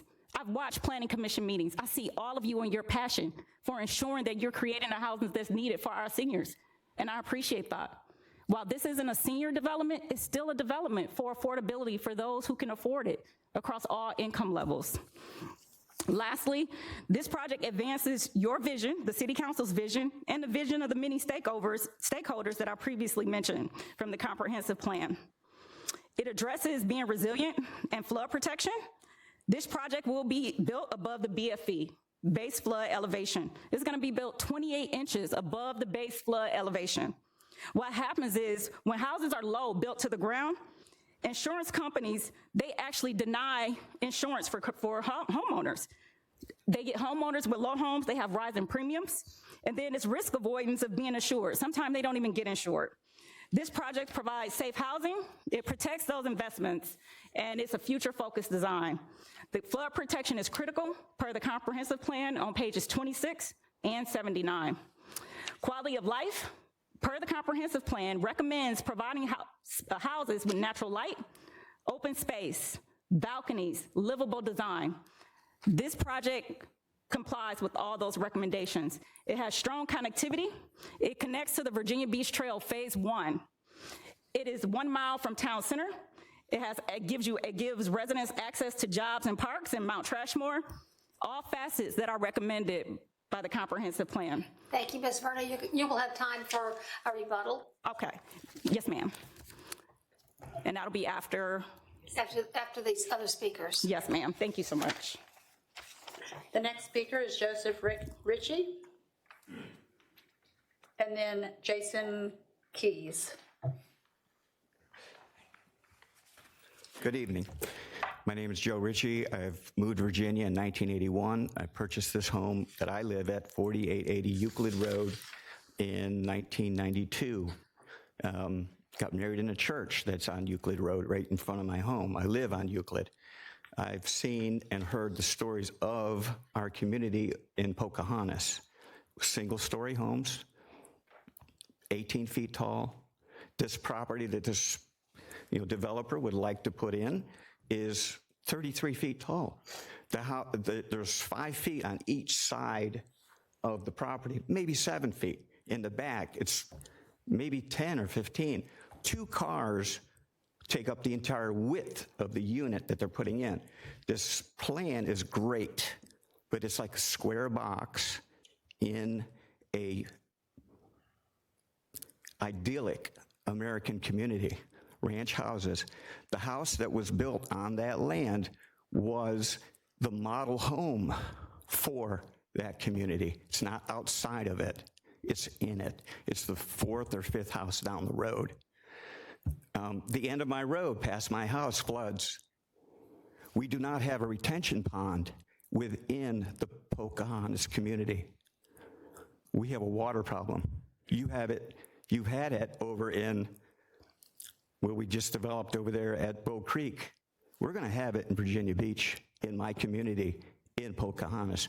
This house takes up, that she's proposing, these 3 houses, take up 21% buildable. There's like a zone, like a normal house in our community, we only can do 33% of that land corridor. They're going out to 21 by zoning. this house and her proposal is a great proposal, but not in Pocahontas, not on the front line on Euclid Road, which is a cut-through. I live on that cut-through. It's a idyllic community, but when they built these houses in 1960, when they put the interstate through and removed the farm that was there, the farmhouse is still there on Euclid Road. It's a brick structure, 2-story tall. This structure is 33 feet tall. It is going to look, it's going to flood out the people next to it. There's no water removal on these lots, okay? I lived there 35 years. I know the land. I'm a builder in good standing with the state of Virginia. This is a good concept for town center, but not in Pocahontas. We are ranch-style houses, affordable. We have a great community. Mr. Ritchie, thank you for coming out. Thank you. Thank you all for serving. Thank you. And hope Bobby brings back the gold. Me Back to too. Virginia. The next speaker is Jason Keys, and then Justin James.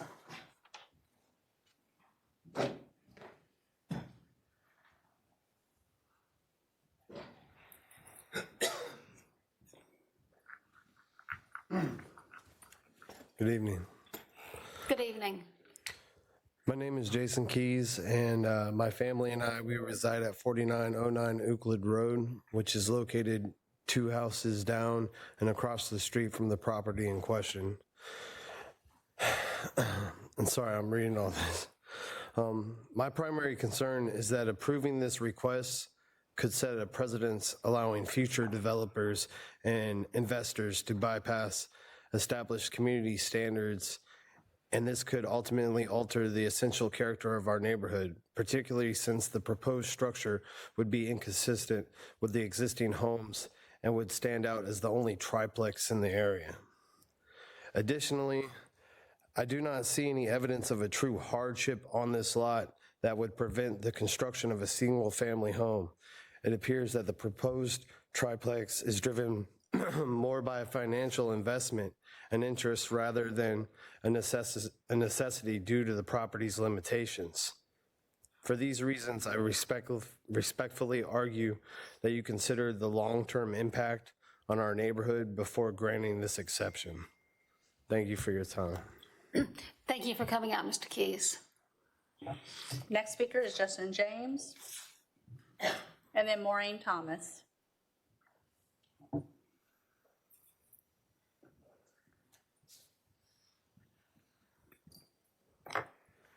How you doing, Vice Mayor Wilson and Council? My name is Justin James. I live at 4905 Euclid Road, right across the road, basically a couple doors down from this. First, I'm not opposed to the builder investor building a single 2-story residence. In a residential district in Virginia Beach, you typically build a structure approximately 35% of the building lot. This developer is trying to build a structure 66% of that building lot. This seems to be way out of the norm for the current building code. Changing zoning of Pocahontas Village will not result in one residential complex to be built, but set a precedence for many more to come. This neighborhood is very diverse now with many ethnic groups. I met many of my neighbors walking around signing a petition, which I submitted last meeting, and out of 36 homes, or out of 40 homes, 36 were against the apartment. Also, the sign has not been displayed properly and has been missing for approximately 2 weeks before the previous meeting and about 3 weeks before this meeting, and it's not displayed until about 3 or 4 days ago.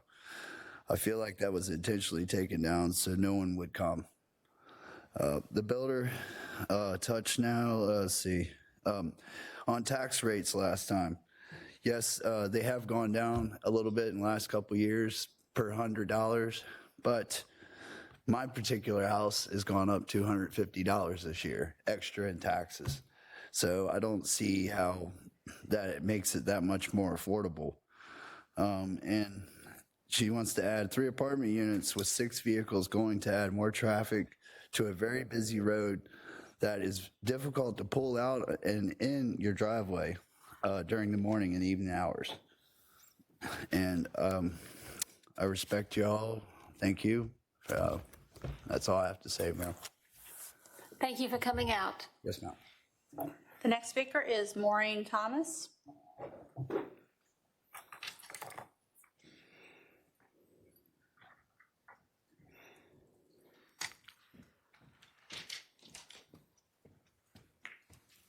Welcome.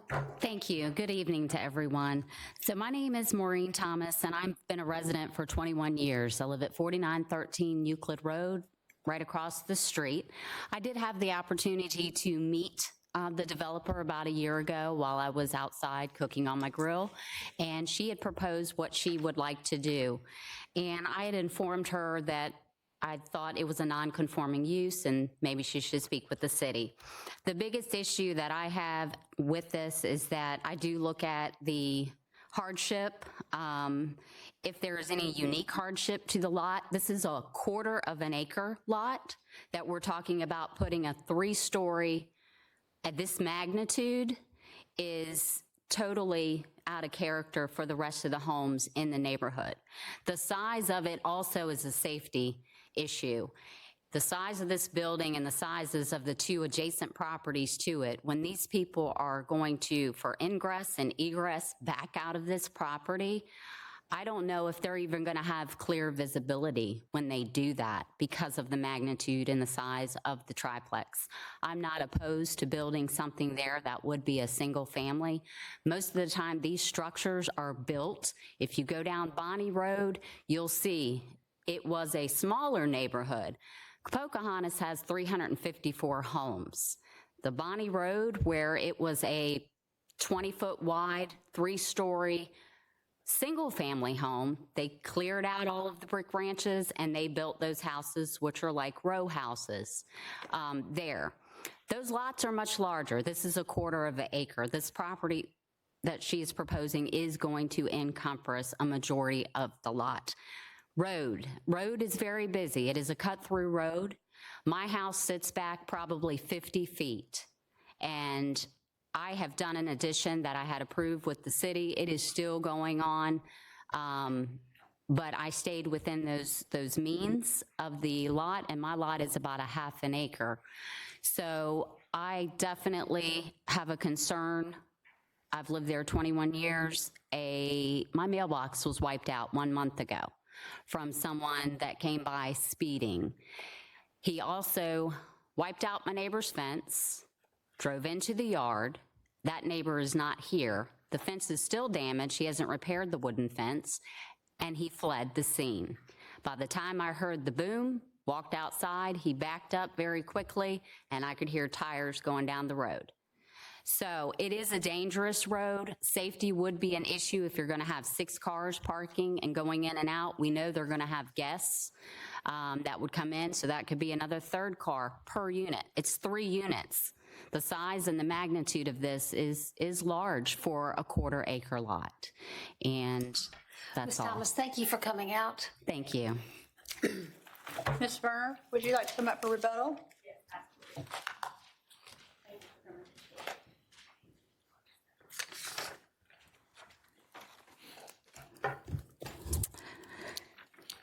So, thank you again, Vice Mayor Wilson, for allowing me to have a rebuttal. The first gentleman came, he discussed parking, and I'm sorry, I don't remember your name, sir, please forgive me for not writing that down. He discussed parking. So, as I mentioned during Planning Commission, this particular proposal, it has 3 parking spaces for each unit, and several others here mentioned parking, so hopefully I can address those all in one at the same time. We have created parking for there to be a garage and also 2 parking spots outside, and we work with transportation to do that, to make sure that we can accommodate accordingly. There are several neighbors in the area who have 3 vehicles, 5 vehicles, you name it, and they're parked in various areas on the property. They're not in the driveway. So this is a clear and complete plan that we've proposed for parking that adds the proper amount of space to park 3 vehicles. When it comes to having guests over, again, the current housing that exists, they don't have the parking for guests. So if that should be compared to what we have already proposed, then no one in the area would ever have guests, and that's not realistic. So again, we have provided a better parking plan than what currently exists, and in fact, all the residents who would live here, they can pull into the property, they can turn around inside the parking lot, and they can turn around and pull out onto a 35-mile-per-hour street. Vice currently, all the residents, they have to back out into a 35-mile-per-hour street. So again, if you guys could look at that there, again, there will be room for them to turn their car around and pull out into a 35-mile-per-hour parking. Additionally, the first gentleman mentioned retention pond and water. He said he's a builder. He mentioned the flood that happened off of Bow Creek. Actually, I used to live over there when that situation occurred. And again, I will go back to, and he said he's a builder. So if he's a builder, he knows that we can create drainage and we can grade the home where water will flow away from the property and into a drainage system, which already connects to the city drainage. He mentioned farmhouse. He said there's an old farmhouse. This is an old neighborhood. There's an old farmhouse there. It's still a brick structure.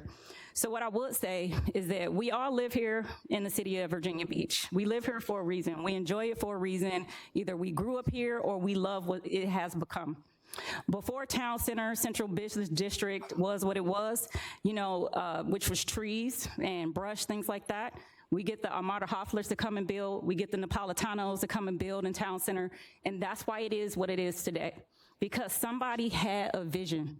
They created a plan and they took action, which is what I discussed earlier. So while this is great that we still have a farmhouse there, Ms. and we Vernon, want. thank you so much for your rebuttal. Okay, yes, ma'am, thank you. Okay. Council Lady Ross Hammond.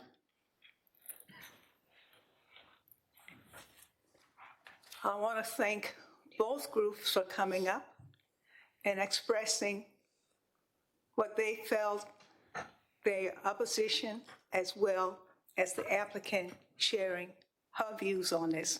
As you can see, this is not a typical easy situation. And what I've done, and I'm just going to have a deferral so that we can discuss this further. I'm asking the staff to help set up at one of the schools that's nearby so we can go over this. I'll ask the staff to come. I'll ask some of the planning commissioners to come and the developer so we can sit, and I'm suggesting 45 days, which takes us to what, May the 5th, ma'am? to May what? May 5. May 5th. So that we will have a meeting. Otherwise, we'll be here a while. But it's important so we can see whether we can come to a compromise or what. Because both of you have what you have to say. And I've also talked with the applicant. I've been around the area. I've seen where the trailers are. I've seen the house on the opposite side that are also 2-story and look one a little bit higher. But the bottom line is we need to come to a decision. So I'm asking both sides for us to have a deferral. Thank Do you want you. to put a motion on the table? Yes. I'll second the motion. Okay. I move that we have deference for 45 days on this. Do I have a second?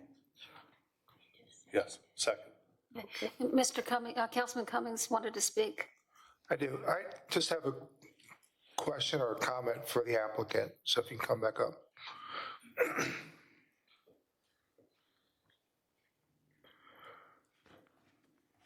Yes, sir. Yeah, I think your project, it's a beautiful project, it's fine.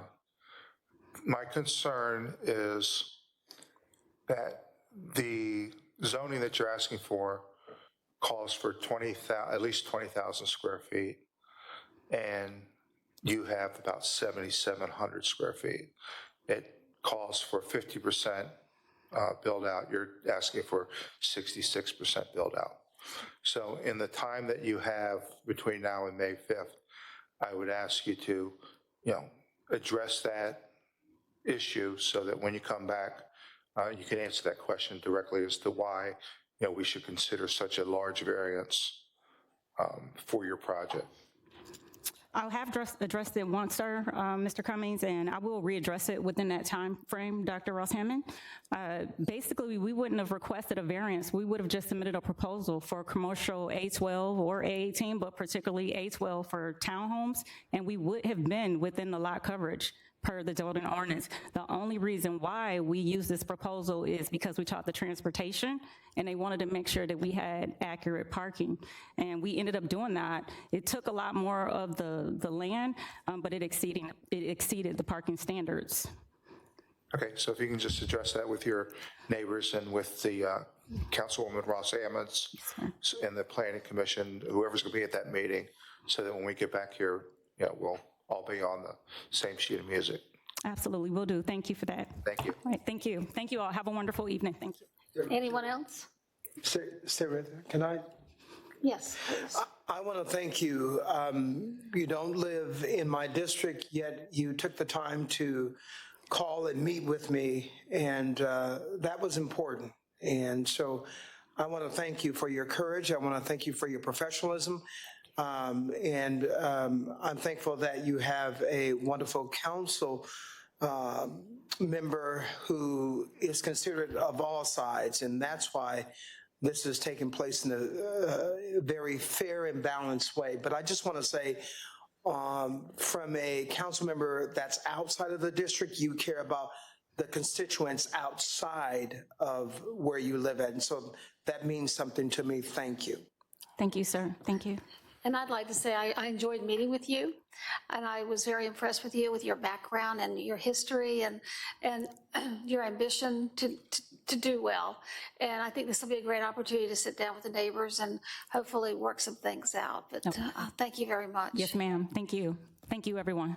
Yes, and before you go, you have someone else. Go ahead. I was reading through as everyone was sharing and, going through the Planning Commission notes and all of that, and repeatedly it was mentioned how impressive you are, and not only sharing about this, but coming up with no lawyers, no staff, but you yourself presenting the proposal. So I want to commend you for coming up here and taking such a big lift. Thank you. I'm sure my nerves are all over the place, you all, but I appreciate it. Thank you so much. Yeah, I can guess you're imagining, but your professionalism, the research you did is important. And after listening and going along that area and also hearing from others, I thought it was important that at least you present yourself so we can all hear it. And weighing everything, I decided we need to definitely defer this so we can sit in a different setting with one of the schools right within that serve those families. Okay. And maybe we can come up to a compromise. Yes, ma'am. I will be happy to do that. Are we ready for the question? The vote is open. Okay. Councilman Cummings, I will get back with you, sir, on that response. It's for deferral till May 5th. So we're moving By a vote of 10-0, you have deferred this application to May 5th, 2026. Okay. All right, moving along, the last item is number 6 now, Oceana Development LLC. Greg Schmidt is representing the applicant.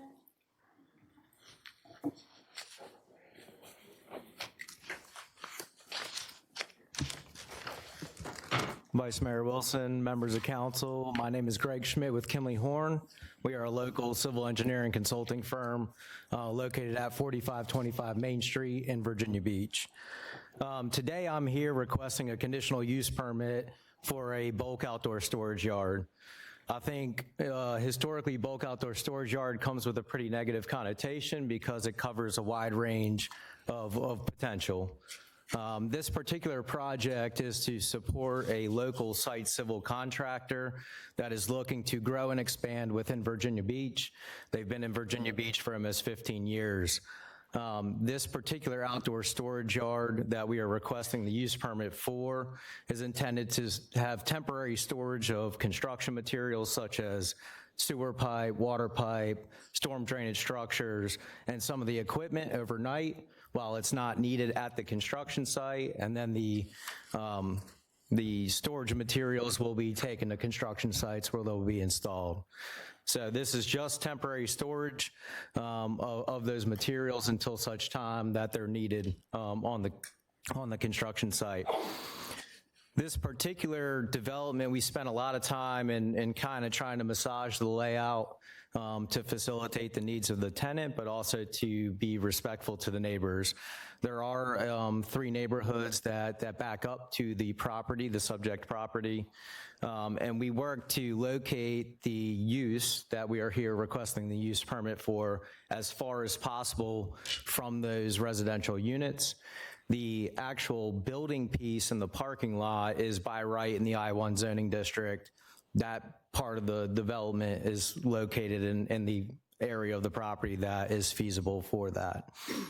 Through some of the outreach that the applicant had done, there were door hangers hung prior to application to solicit feedback. We had a few members of those neighborhoods provide feedback directly to the applicant, which led to the installation of an enhanced landscape buffer along the parking lot that is directly adjacent to those residential structures, in addition to the installation of an 8-foot tall privacy fence along that same area where there's not as much of a natural buffer. What is shown on the screen in kind of the lighter green color is all wetland and resource protection area. That area is to remain entirely undisturbed and remain in its current state, which is heavily vegetated. The property was rezoned originally in 2005.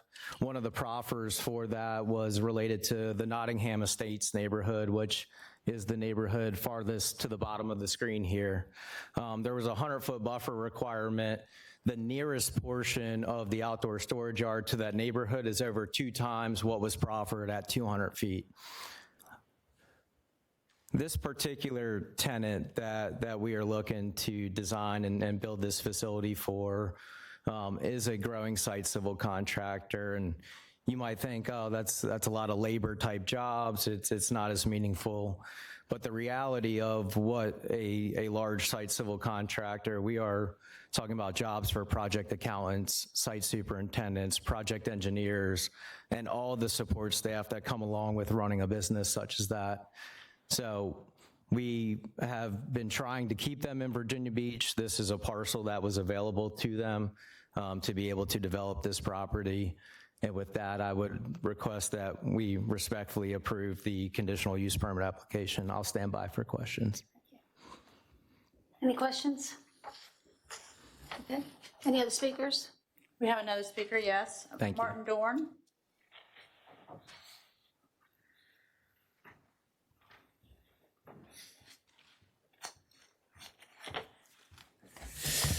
Good evening, Vice Mayor and council members.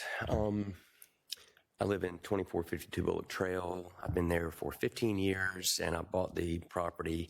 I'm being selfish because I was raised in the forest, and my wife wouldn't move to Knott's Island, so I had to find some reprieve. Anyway, so there's already clearing, and in looking at the photograph that was up there, that is not accurate as to what they've done. And I would suggest that maybe someone should look at what's already been cleared in its proximity to the wetlands. Speaking to the wetlands, I'm already dealing with the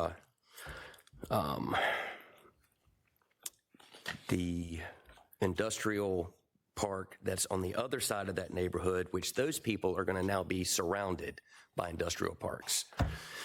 Don't think that's very fair. I'm already picking up pollution and waste from that industrial park through the stormwater system that runs through a creek in my backyard. So I'm contending with that. If you had a picture up, you could see in that little strip that runs at the top between the neighborhood and the proposed site, there is a valley that runs all the way along behind there and into my backyard, literally my backyard, not like some piece of woodland that, like people have. I actually own this. And so stormwater system, I don't know what they're proposing, but if they don't do anything, that's going to run into that valley, run through my backyard, through that valley, into my creek, and it's going to be going right into the London Bridge Canal. So I don't know if that was proposed. If they're going to build, at least address like the operating hours, the lighting, making sure that the poles aren't very tall, the light is protected from the neighbors so that you don't have direct view. Apparently that is an ordinance that has to be adhered to. Noise pollution, they were working at about 7 to 8 a.m. on Saturday in the woods clearing. So dealing with that, ideally for those that are directly affected as far as like in proximity to the closest portion, fencing in conjunction with adult trees, not small conifers waiting for 15 years for them to mature and protect their property from what they're going to have to contend with. I believe that's all I've got. I believe those are the important parts. Thank you. Thank you. Mr. Schmidt, would you like to come back up for rebuttal?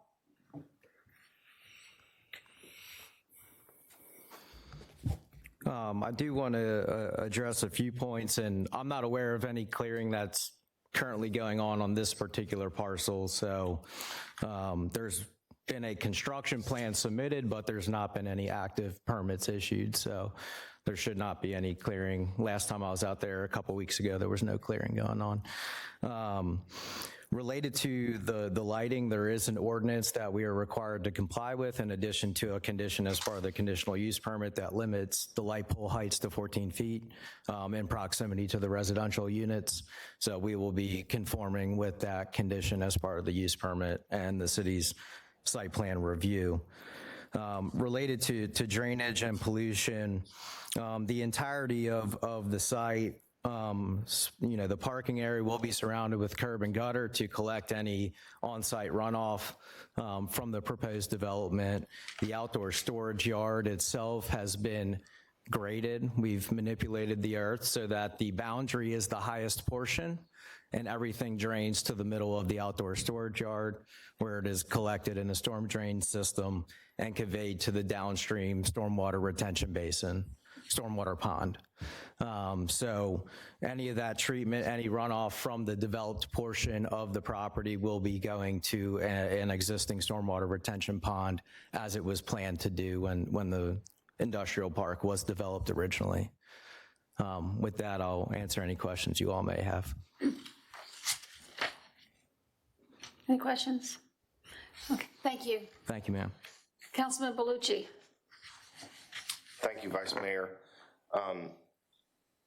First of all, I want to thank Mr. Dorn for joining us, as well as the applicants from Oceana Development LLC. I had a chance to speak with some of the surrounding neighbors to this application, and they expressed many similar concerns as were presented by Mr. Dorn. Many of those concerns were also addressed during the planning process for staff review, as well as during the planning commission process, in which I believe there was a 30-day deferral as part of the process, so that the applicant had a chance to respond to many of the concerns that were raised by the neighbors, principally around an enhanced buffer and the construction of an 8-foot tall privacy fence, which I think were very reasonable and justified requests, and I appreciate that the applicant agreed and made those modifications to the plan. So having addressed those concerns and acknowledging that the underlying zoning is industrial, the applicant, as noted, made every effort to move the laydown yard as far away from any impacted neighbors as possible. The reality is the alternative here would require that that entire space could be used for industrial purposes. And so given the enhanced privacy buffer, given the fence, and given the site plan consideration the applicant has made, I will move for deferral. Approval. After all that, move for approval. The second. Any other? I've got a quick question that just came to mind. If I could ask planning staff, what is the buffer here, and what's proffered and what's proposed in this? Is there any difference? Put you on the spot, but. Any difference in what's, I'm trying to get to the root. So when the property was rezoned, I think it was proffered to have a buffer between the residential neighborhood and the development. I think I heard 200 feet or something like that. Is that going to remain? That's really the question. Yes. The 200 feet will remain. It's not going to be encroached. Correct. Okay, thank you. Anyone else? Okay. Council Lady Rouse, did you have something? Okay. Are we ready for the question? The vote is open.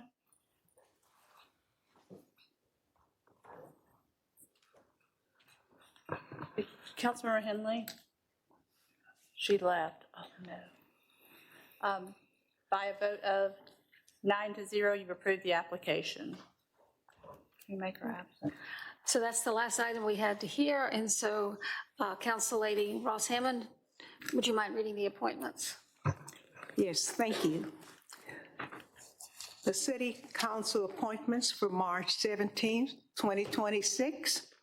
Beaches and Waterways Advisory Commission, appoint Chuit Bozek, representative, high school student.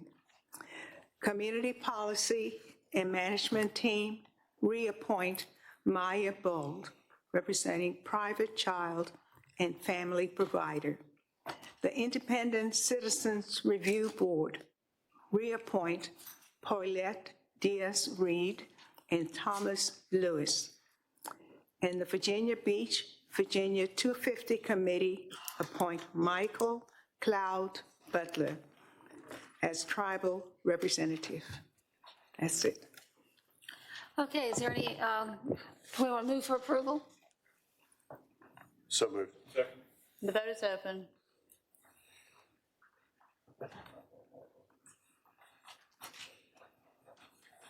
By a vote of 9-0, you have approved the appointments as read by Councilmember Ross Hammond. Okay. Is there any unfinished business? Any new business?